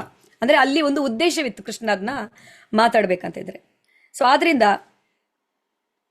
ಇಲ್ಲಿ ಕರ್ಮ ಅದು ಒಂದೇ ಕಾರಣವಾಗಲಾರದು. ಯಾಕಂದ್ರೆ ಕರ್ಮ ಯಾರ ಕೆಳಗಡೆ ಕಾರ್ಯ ಮಾಡುತ್ತೆ? ಭಗವಂತನ ಕೆಳಗಡೆ, ಅಲ್ವಾ? ಕಾರ್ಯವನ್ನ ಮಾಡ್ತಾರೆ. ಕರ್ಮದ ನಿಯಮವನ್ನ ರಚಿಸಿದವರು ಯಾರು? ಭಗವಂತ. ಸೊ ಅದರಿಂದ ಕರ್ಮ ಒಂದೇ ಕಾರಣ ಅಲ್ಲ ನಮ್ಮ ಸುಖ ದುಃಖಗಳಿಗೆ. ಇನ್ನು ಎರಡನೇ ಇಲ್ಲಿ ಪಾಯಿಂಟ್ ಇರುವಂಥದ್ದು ಭೌತಿಕ ಪ್ರಕೃತಿ ಕಾರಣ ಅಂತ ಹೇಳುವಂಥದ್ದು. ಸೊ ಭೌತಿಕ ಪ್ರಕೃತಿ ಅಂದ್ರೆ ಮೆಟೀರಿಯಲ್ ನೇಚರ್ ಅನ್ನುವಂಥದ್ದು ಇದು ಕಾರಣ ಅಂತ ಇಲ್ಲಿ ಹೇಳ್ತಾರೆ. ಸೊ ವಿಜ್ಞಾನಿಗಳು ಎಲ್ಲದಕ್ಕೂ ಪ್ರಕೃತಿ ಕಾರಣ ಅಂತ ಹೇಳ್ತಾರೆ, ಅಲ್ವಾ? ಎಲ್ಲವೂ ಪ್ರಕೃತಿಯಿಂದ ಬರುತ್ತೆ. ಅದರ ಪ್ರಕೃತಿಯ ಹಿಂದೆ ಪುರುಷನ ಬಗ್ಗೆ ಅವರಿಗೆ ಗೊತ್ತಿಲ್ಲ. ಸೊ ಎಲ್ಲವೂ ಪ್ರಕೃತಿ ಕಾರಣ ಅಂತ ಅವರು ಹೇಳ್ತಾರೆ. ಆದ್ರೆ ಈ ಪ್ರಕೃತಿ ಯಾರ ಕೆಳಗಡೆ ಕಾರ್ಯವನ್ನ ಮಾಡ್ತಾ ಇದೆ? ಇದನ್ನ ನಾವು ನೋಡಿದಾಗ ಕೂಡ ಪ್ರಕೃತಿ ಎಲ್ಲದಕ್ಕೆ ಕಾರಣವಾಗಲಾರದು ಅನ್ನೋದನ್ನ ನಾವಿಲ್ಲಿ ತಿಳ್ಕೊಬಹುದು. ಮೂರನೇ ಕಾರಣ ಇಲ್ಲಿ ಹೇಳ್ತಾ ಇರುವಂಥದ್ದು ದೇವತೆಗಳು ಕಾರಣ ಅಂತ, ಗ್ರಹಗತಿಗಳು ಕಾರಣ. ನಮ್ಮ ಈ ಸಂಪೂರ್ಣ ಈ ಎಸ್ಟ್ರಾಲಜಿ, ಜ್ಯೋತಿಷ ಶಾಸ್ತ್ರ ಅನ್ನುವಂಥದ್ದು ಇದರ ಮೇಲೇನೆ ಅವಲಂಬಿತವಾಗಿದೆ. ಗ್ರಹಗತಿಗಳು ಕಾರಣ. ಅದಕ್ಕೋಸ್ಕರ ಹಲವಾರು ಜನರು ಭವಿಷ್ಯವನ್ನ ಕೇಳ್ತಾರೆ, ಗ್ರಹಗತಿ ಶಾಂತಿಗಳನ್ನ ಮಾಡಿಸ್ತಾರೆ. ಆ ದೋಷ, ಈ ದೋಷ, ಅದರಿಂದಾಗಿ ಪ್ರಾಬ್ಲಮ್ ಆಗಿದೆ, ಇದರಿಂದಾಗಿ ಪ್ರಾಬ್ಲಮ್ ಆಗಿದೆ, ಶನಿ ಶಾಂತಿ ಮಾಡಿಸ್ಬೇಕು, ಆ ಶಾಂತಿ ಮಾಡಿಸ್ಬೇಕು, ಆವಾಗ ಎಲ್ಲ ಸರಿಯಾಗುತ್ತೆ ಜೀವನದಲ್ಲಿ. ಎಸ್, ಒಂದರ್ಥದಲ್ಲಿ ಇದು ವೈದಿಕವಾಗಿದೆ. ಯಾಕಂದ್ರೆ ಜ್ಯೋತಿಷ ಶಾಸ್ತ್ರ ಅನ್ನುವಂಥದ್ದು ವೈದಿಕ. ಆದ್ರೆ ಇದೇ ಎಲ್ಲದಕ್ಕೂ ಕಾರಣವಾಗಬಹುದಾ? ದೇವತೆಗಳೇ ಎಲ್ಲ ಅಂದ್ರೆ ಅಲ್ಟಿಮೇಟ್ ಎಲ್ಲದಕ್ಕೂ ಕಾರಣ, ಗ್ರಹಗತಿಗಳೇ ಎಲ್ಲದಕ್ಕೂ ಕಾರಣವಾಗೋದಕ್ಕೆ ಸಾಧ್ಯ ಇದೆಯಾ? ಹಾಗಾದ್ರೆ ದೇವತೆಗಳು ಕೂಡ ಯಾರ ಅಂಡರಲ್ಲಿ ಕಾರ್ಯವನ್ನ ಮಾಡ್ತಾ ಇದ್ದಾರೆ? ಇದನ್ನ ಕೂಡ ನಾವು ಗಮನಿಸಬೇಕಾಗಿರುವಂಥದ್ದು. ಸೊ ಇಲ್ಲಿ 4ನೇದಾಗಿ ಹೇಳ್ತಾ ಇರುವಂಥದ್ದು ಬ್ರಹ್ಮಜ್ಯೋತಿ ಎಲ್ಲದಕ್ಕೆ ಕಾರಣ ಅಂತ. ಸೊ ಬ್ರಹ್ಮಜ್ಯೋತಿ ಅಂದ್ರೆ ನಿರಾಕಾರ ಬ್ರಹ್ಮಜ್ಯೋತಿ, ಬ್ರಹ್ಮನ್ ಅನ್ನುವಂಥದ್ದು. ಸರ್ವಂ ಖಲ್ವಿದಂ ಬ್ರಹ್ಮ, ಪ್ರತಿಯೊಂದು ಆ ಬ್ರಹ್ಮಜ್ಯೋತಿಯಿಂದ ಎಲ್ಲವೂ ಬರುತ್ತೆ ಅನ್ನುವಂಥದ್ದು. ಆದ್ರೆ ಆ ಬ್ರಹ್ಮಜ್ಯೋತಿ ಕೂಡ ಅದು ಯಾರಿಂದ ಬರುವಂಥದ್ದು? ಬ್ರಹ್ಮಣೋ ಹಿ ಪ್ರತಿಷ್ಠಾಹಂ ಅಮೃತಾಸ್ಯ ವೇಯಸ್ಯ ಚ ಶಾಶ್ವತಸ್ಯ ಚ ಧರ್ಮಸ್ಯ ಸುಖೈಸ ಏಕಾಂತಿಕಸ್ಯ ಚ. ಆ ಬ್ರಹ್ಮಜ್ಯೋತಿಯ ಮೂಲ ಯಾರು? ಸೊ ಇದನ್ನ ಕೂಡ ನಾವು ನೋಡಿದಾಗ ಅಂದ್ರೆ ಎಲ್ಲದಕ್ಕೂ ಅದೇ ಕಾರಣ ಅಂತ ಹೇಳೋದಕ್ಕೆ ಸಾಧ್ಯ ಇಲ್ಲ. ಹಾಗಿದ್ರೆ ಸೊ 3ನೇ ಅಧ್ಯಾಯದಲ್ಲಿ ಭಗವಂತ ಹೇಳ್ತಾರೆ, ಪ್ರಕೃತಿಯೇ ಕ್ರಿಯಮಾಣಾನಿ ಗುಣೈ ಕರ್ಮಾಣಿ ಸರ್ವಶ ಅಹಂಕಾರ ವಿಮೂಢಾತ್ಮ ಕರ್ತಾಹಂ ಇತಿ ಮನ್ಯತೆ. ಸೊ ಅಲ್ಲಿ ಭಗವಂತ ಹೇಳ್ತಾರೆ ಭೌತಿಕ ಪ್ರಕೃತಿ ಕೂಡ ಕಾರಣವಾಗುತ್ತೆ ಇದಕ್ಕೆ ಅಂತ, ಅಲ್ವಾ? ಮನುಷ್ಯ ತಿಳ್ಕೊಳ್ತಾನೆ ಎಲ್ಲದಕ್ಕೂ ತಾನೇ ಕಾರಣ ಅಂತ. ಸೊ ಹಾಗಿದ್ರೆ ನಿಜವಾಗ್ಲೂ ಭೌತಿಕ ಪ್ರಕೃತಿ ಇದಕ್ಕೆ ಕಾರಣವಾಗುತ್ತೆ. ಹೀಗೆ ಒಂದೊಂದು ಕಾರಣ ಅಂತ ಒಬ್ಬೊಬ್ರು ಹೇಳ್ತಾರೆ. ಆದ್ರಿಂದ ಡಿಸೈಡ್ ಮಾಡೋದು ಬಹಳ ಕಷ್ಟವಾಗ್ತಾ ಇದೆ. ಸೊ ಅದರ ನಂತರ ಇನ್ನೊಂದು ಇಲ್ಲಿ ಮನಸ್ಸು ಕಾರಣ ಅಂತ ಇಲ್ಲಿ ನೆಕ್ಸ್ಟ್ ಅಂದ್ರೆ 2ನೇ ಇದರಲ್ಲಿ 9ನೇ ಶ್ಲೋಕದಲ್ಲಿ ಭೌತಿಕ ಸ್ನೇಹದಿಂದ ಮನಸ್ಸನ್ನ ಬಿಡಿಸಿಕೊಂಡವನು ಭೌತಿಕ ದುಃಖಾನುಭವದಿಂದಲೂ ತನ್ನನ್ನು ಬಿಡಿಸಿಕೊಳ್ಳಬಲ್ಲನೆಂದು ಭಗವದ್ಗೀತೆಯಲ್ಲಿ ದೃಢಪಡಿಸಿದೆ. ಒಬ್ಬನ ಮನಸ್ಸು ಅವನ ಸುಖ ದುಃಖಕ್ಕೆ ಕಾರಣ ಅನ್ನುವಂಥದ್ದು.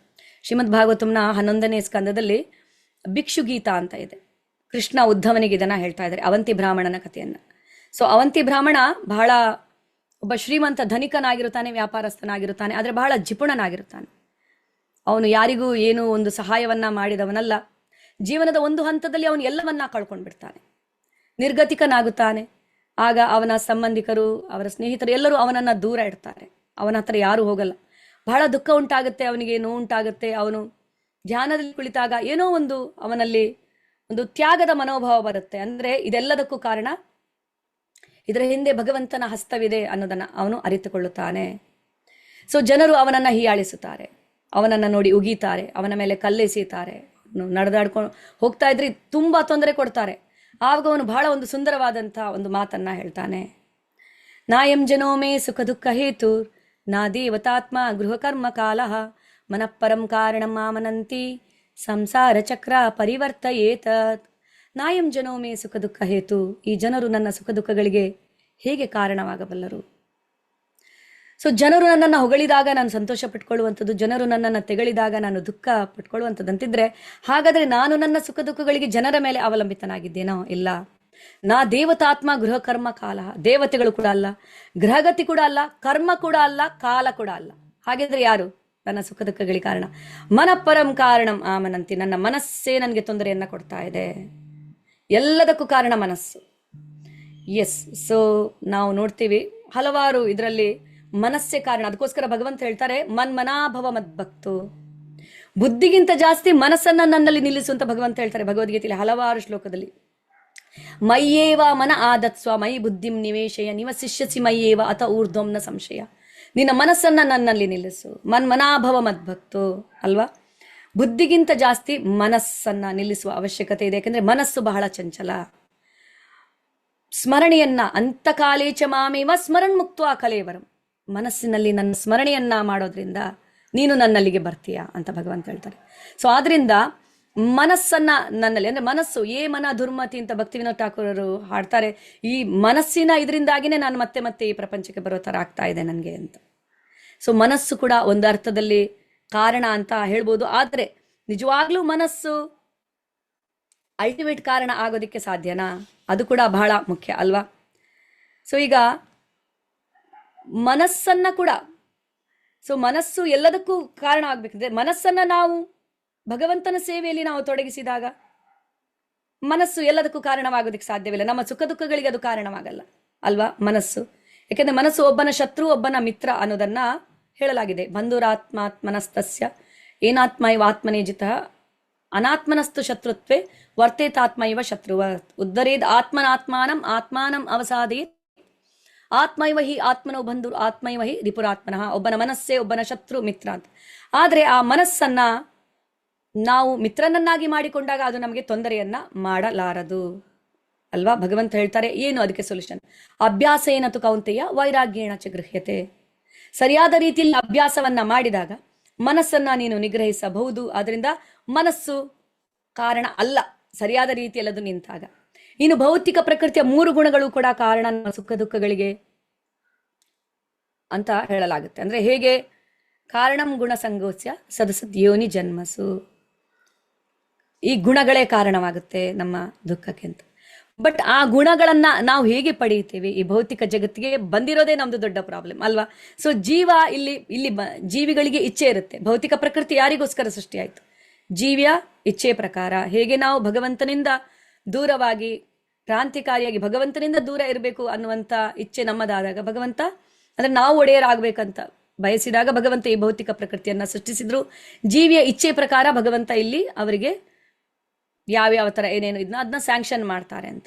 ಸೊ ಆದ್ರಿಂದ ಇಲ್ಲಿ ಜೀವ ಇಚ್ಛೆ ಪಡುತ್ತೆ, ಭೌತಿಕ ಪ್ರಕೃತಿ ಫೆಸಿಲಿಟೇಟ್ ಮಾಡುತ್ತೆ, ಪರಮಾತ್ಮ ಅದನ್ನ ಸ್ಯಾಂಕ್ಷನ್ ಮಾಡ್ತಾರೆ.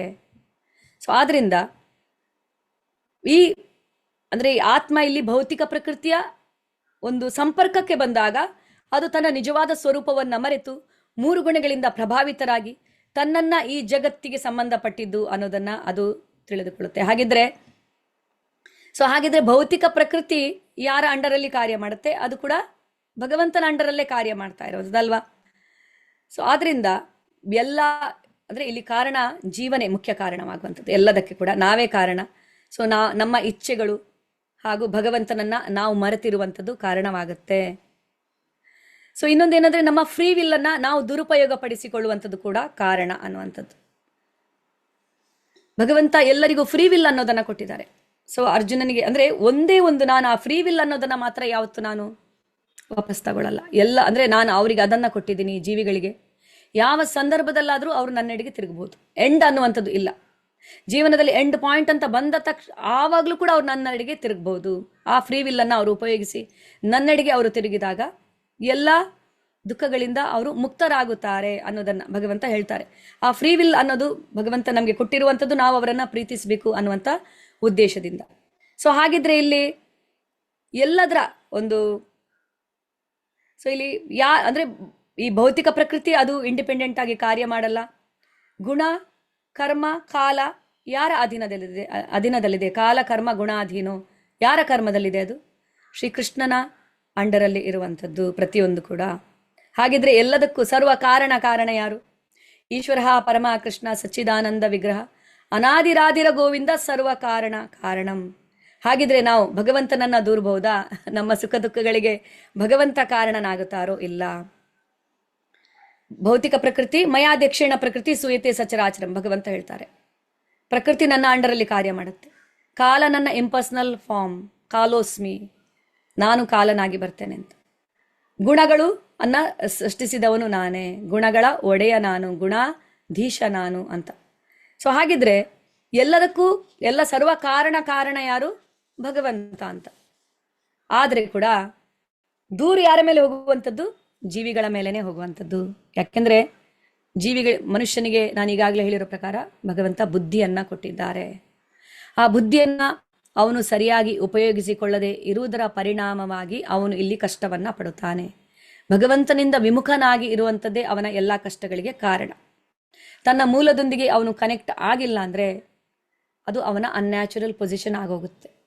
ಧರ್ಮ ಅಂದ್ರೆ ರಿಲಿಜನ್ ಅಲ್ಲ, ಮಾನವನ ಧರ್ಮ ಅಂದ್ರೆ ಸಹಜ ಸ್ವಭಾವ ಅನ್ನುವಂಥದ್ದು.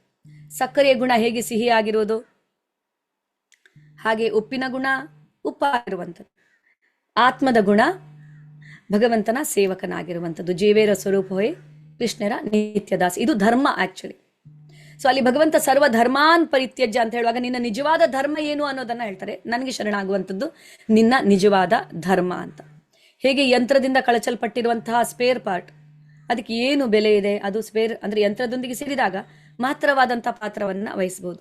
ಹಾಗಿದ್ರೆ ಎಲ್ಲದಕ್ಕೆ ಕಾರಣ ಯಾರು? ನಾವೇ ಕಾರಣರಾಗುತ್ತೇವೆ. ಯಾಕೆಂದ್ರೆ ಮುಖ್ಯ ಕಾರಣ ನಮ್ಮ ನಿಜವಾದ ಸ್ವರೂಪವನ್ನ ಮರೆತಿರುವಂಥದ್ದು, ನಮ್ಮನ್ನ ದೇಹದೊಂದಿಗೆ ಗುರುತಿಸಿಕೊಂಡಿರುವಂಥದ್ದು, ಹಾಗೂ ನಮ್ಮನ್ನ ನಾವೇ ಇಲ್ಲಿ ಒಡೆಯರು, ಎಲ್ಲದರ ಮಾಲೀಕರು ಅಂತ ನಾವು ತಿಳ್ಕೊಂಡಾಗ್ಲೇ ಎಲ್ಲಾ ಪ್ರಾಬ್ಲಮ್ಗಳು ಇಲ್ಲಿ ಸ್ಟಾರ್ಟ್ ಆಗುತ್ತೆ. ಸೊ ಅದೇ ನಾವು ಭಗವಂತನಿಗೆ ತಿರುಗಿದಾಗ, ನಮ್ಮ ನಿಜವಾದ ಸ್ವರೂಪವನ್ನ ಅರಿತಾಗ ನಮ್ಗೆ ಗೊತ್ತಾಗುತ್ತೆ ಯಾವ ತರ ಅಂದ್ರೆ ಏನು ಅನ್ನುವಂಥದ್ದು. ಸೊ ಆದ್ರಿಂದ ಇಲ್ಲಿ ಬರುವಂಥ ಯಾವುದೇ ಕಷ್ಟಗಳಿಗೆ ಬುದ್ಧಿವಂತನಾದವನು ಅವನು ಇಮಿಡಿಯೇಟ್ ಕಾಸ್ ಅನ್ನ ದೂರಲ್ಲ. ಯಾರು ಕಾರಣ? ಈಗ ಸಾಮಾನ್ಯವಾಗಿ ನಮ್ಗೆ ಯಾರಿಂದಾದ್ರೂ ಒಂದು ಕಷ್ಟ ಬಂದ್ರೆ ನಾವು ಮಾಡೋ ಮೊದಲ ಕೆಲಸ ಏನು? ಅವರಿಗೆ ಸರಿಯಾಗಿ ಬೈಯುವಂಥದ್ದು. ಅವರಿಂದಾಗಿ ನಮ್ಗೆ ಬಹಳ ಕಷ್ಟ ಆಯ್ತು, ನಮ್ಗೆ ಹಾಗಾಯ್ತು ಹೀಗಾಯ್ತು ಅಂತ ಅಲ್ವಾ? ಆದ್ರೆ ಭಕ್ತನಾದವನು ಇದನ್ನ ಮಾಡಲ್ಲ. ಸೊ ಅವನೇನ್ ಮಾಡ್ತಾನಂದ್ರೆ ಅದರ ರೂಟ್ ಕಾಸ್ ಅನ್ನ ನೋಡೋದಕ್ಕೆ ಹೋಗ್ತಾನೆ. ನನ್ನ ಯಾವುದೋ ಒಂದು ಕರ್ಮ ಇರಬೇಕು, ನಾನು ಹಿಂದಿನ ಜನ್ಮದಲ್ಲಿ ಈ ತಪ್ಪನ್ನ ಅವನಿಗೆ ಮಾಡಿರ್ಬೇಕು ಅಥವಾ ಯಾರಿಗೋ ಮಾಡಿರ್ಬೇಕು. ಅವನು ನಿಮಿತ್ತನಾಗಿ ಆ ಕರ್ಮದ ಅಕೌಂಟ್ ಅನ್ನ ಕ್ಲಿಯರ್ ಮಾಡೋದಕ್ಕೋಸ್ಕರ ಇಲ್ಲಿ ಬಂದಿದ್ದಾನೆ. ಆದ್ರಿಂದ ಅವನನ್ನ ದೂರುವಂಥದ್ದು ಸರಿಯಲ್ಲ. ಸೊ ರೂಟ್ ಕಾಸ್ ಏನು? ಕರ್ಮ. ಅಲ್ಟಿಮೇಟ್ ಕಾಸ್ ಏನು? ಭಗವಂತ. ಸೊ ಭಗವಂತನ ಇಚ್ಛೆಯ ಪ್ರಕಾರ ಎಲ್ಲವೂ ಇಲ್ಲಿ ನಡೆಯುತ್ತೆ ಅಂತ. ಸೊ ಹೇಗೆ ನಾವು ಇಮಿಡಿಯೇಟ್ ಕಾಸ್ ಅನ್ನ ನಾವು ಐಡೆಂಟಿಫೈ ಮಾಡಬೇಕು, ಇಲ್ಲ ಅಂತೇಳಿ ಅಲ್ಲ, ನಾವು ಪ್ರಾಕ್ಟಿಕಲ್ ಆಗ್ತೀವಿ ಜೀವನದಲ್ಲಿ. ರೂಟ್ ಕಾಸ್ ಅನ್ನ ನಾವು ತಿಳಿದುಕೊಂಡಾಗ ನಾವು ರೆಸ್ಪಾನ್ಸಿಬಲ್ ಆಗ್ತೀವಿ. ಇನ್ನು ಮುಂದೆ ನಾನು ಕೆಟ್ಟ ಕರ್ಮವನ್ನ ಮಾಡಬಾರ್ದು, ನನ್ನ ಕರ್ಮದ ಫಲ ನನಗೆ ಇವಾಗ ಸಿಗ್ತಾ ಇದೆ ಅಂತ. ಆದ್ರೆ ಅಲ್ಟಿಮೇಟ್ ಕಾಸ್ ಅನ್ನ ನಾವು ಕಂಡಾಗ ನಾವು ಡಿವೋಷನಲ್ ಆಗ್ತೀವಿ. ಉದಾಹರಣೆಗೆ ಧ್ರುವನ ಎಕ್ಸಾಂಪಲ್ ಅನ್ನ ನಾವಿಲ್ಲಿ ತಗೊಳ್ಳೋಣ.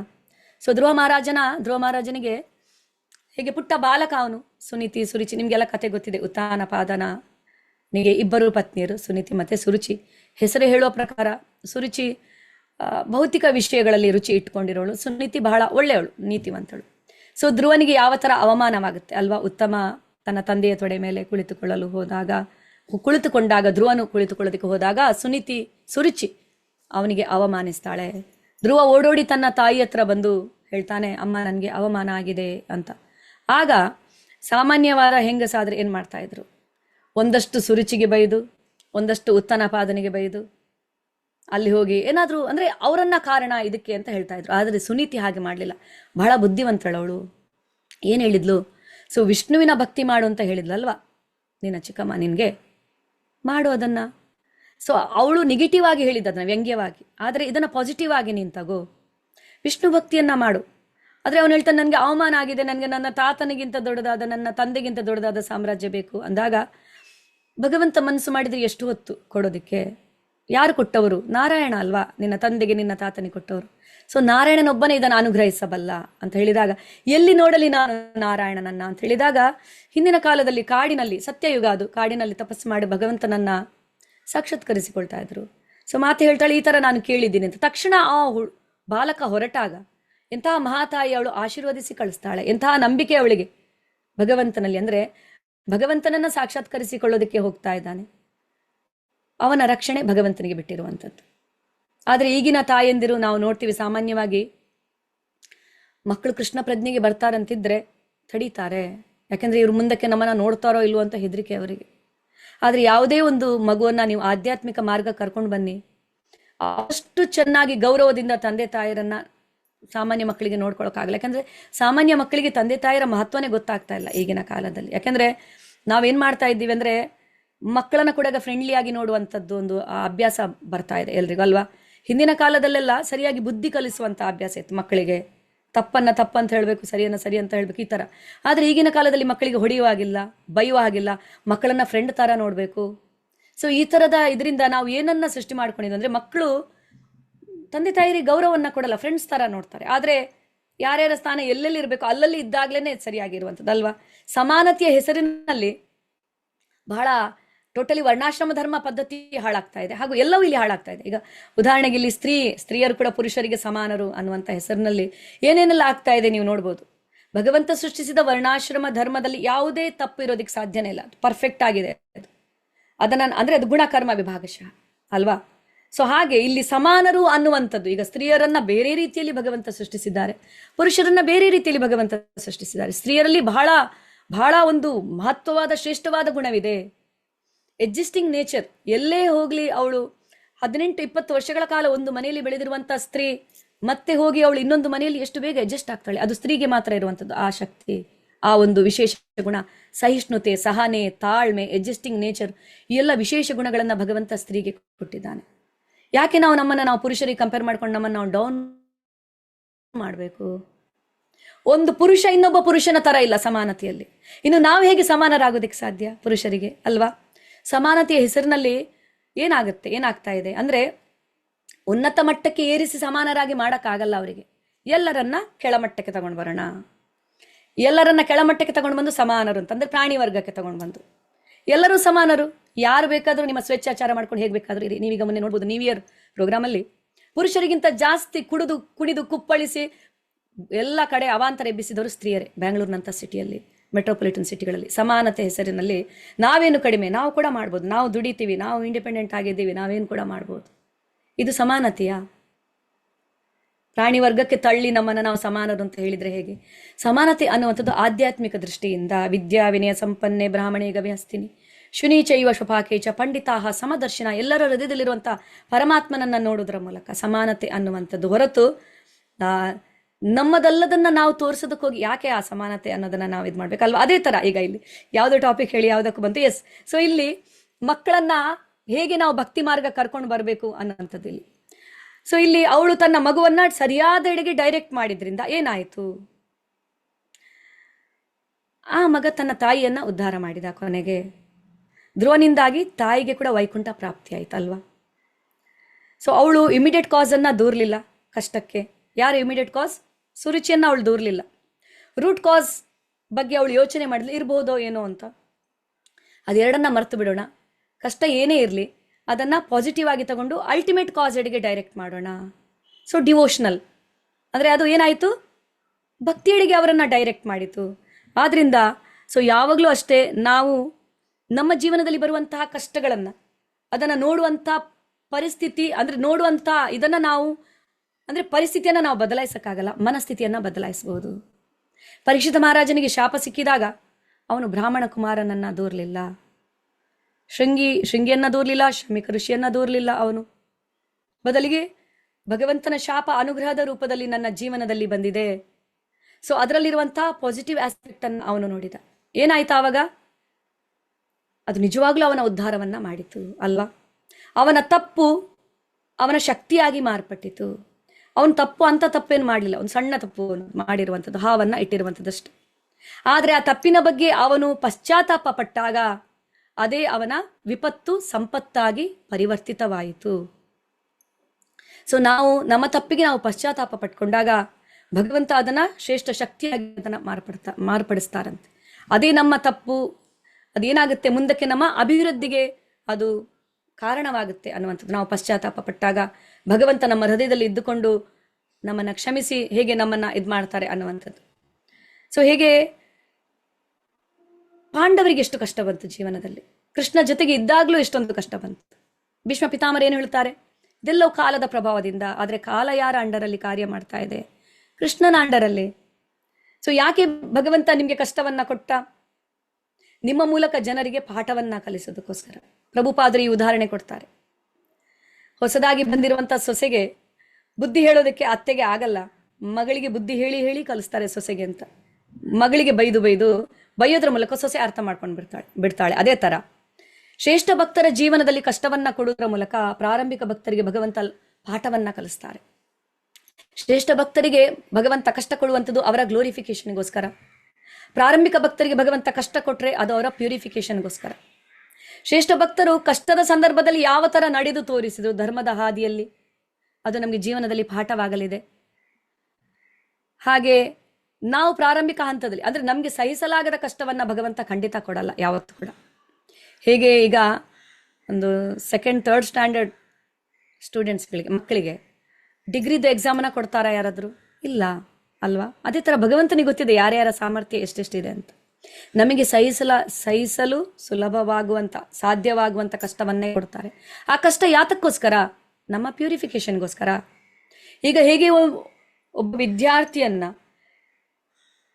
ಟ್ರಯಲ್ ಎಕ್ಸಾಮ್ ಕೊಟ್ಟು ಫೈನಲ್ ಎಕ್ಸಾಮ್ಗೆ ರೆಡಿ ಮಾಡಲಾಗುತ್ತಲ್ಲ. ಟ್ರಯಲ್ ಎಕ್ಸಾಮ್ ಕೊಡ್ಲಿಲ್ಲ ಅಂದ್ರೆ ಫೈನಲ್ ಎಕ್ಸಾಮ್ಗೆ ರೆಡಿ ಆಗಕ್ಕಾಗತ್ತಾ? ಇಲ್ಲ. ಅದೇ ತರ ಜೀವನದಲ್ಲಿ ಬರುವಂತ ಕಷ್ಟಗಳೆಲ್ಲವೂ ನಮ್ಮನ್ನ ಮೃತ್ಯು ಎಂಬ ಫೈನಲ್ ಎಕ್ಸಾಮ್ಗೆ ರೆಡಿ ಮಾಡೋದಕ್ಕೋಸ್ಕರ. ಈ ನಾವು ಸಣ್ಣ ಪುಟ್ಟ ಕಷ್ಟಗಳ ಸಮಯದಲ್ಲಿ ಭಗವಂತನನ್ನ ಸ್ಮರಿಸಬಲ್ಲೆವು ಅಂತ ಆದ್ರೆ ಖಂಡಿತವಾಗ್ಲೂ ನಾವು ಮೃತ್ಯು ಎಂಬ ಪರೀಕ್ಷೆಯಲ್ಲಿ ಕೂಡ ಭಗವಂತನನ್ನ ಸ್ಮರಿಸಬಲ್ಲೆವು. ಅದಕ್ಕೋಸ್ಕರ ಈ ಟೆಸ್ಟ್ಗಳು ಬರ್ತಾ ಇರುತ್ತೆ. ಆದ್ರಿಂದ ಸೊ ಭಕ್ತರು ಹೇಗೆ ಇದನ್ನ ಸ್ವೀಕರಿಸಿದ್ರು ಅನ್ನೋದನ್ನ ನಾವು ತಿಳಿದುಕೊಳ್ಳುವಂಥದ್ದು ಬಹಳ ಒಂದು ಮುಖ್ಯ.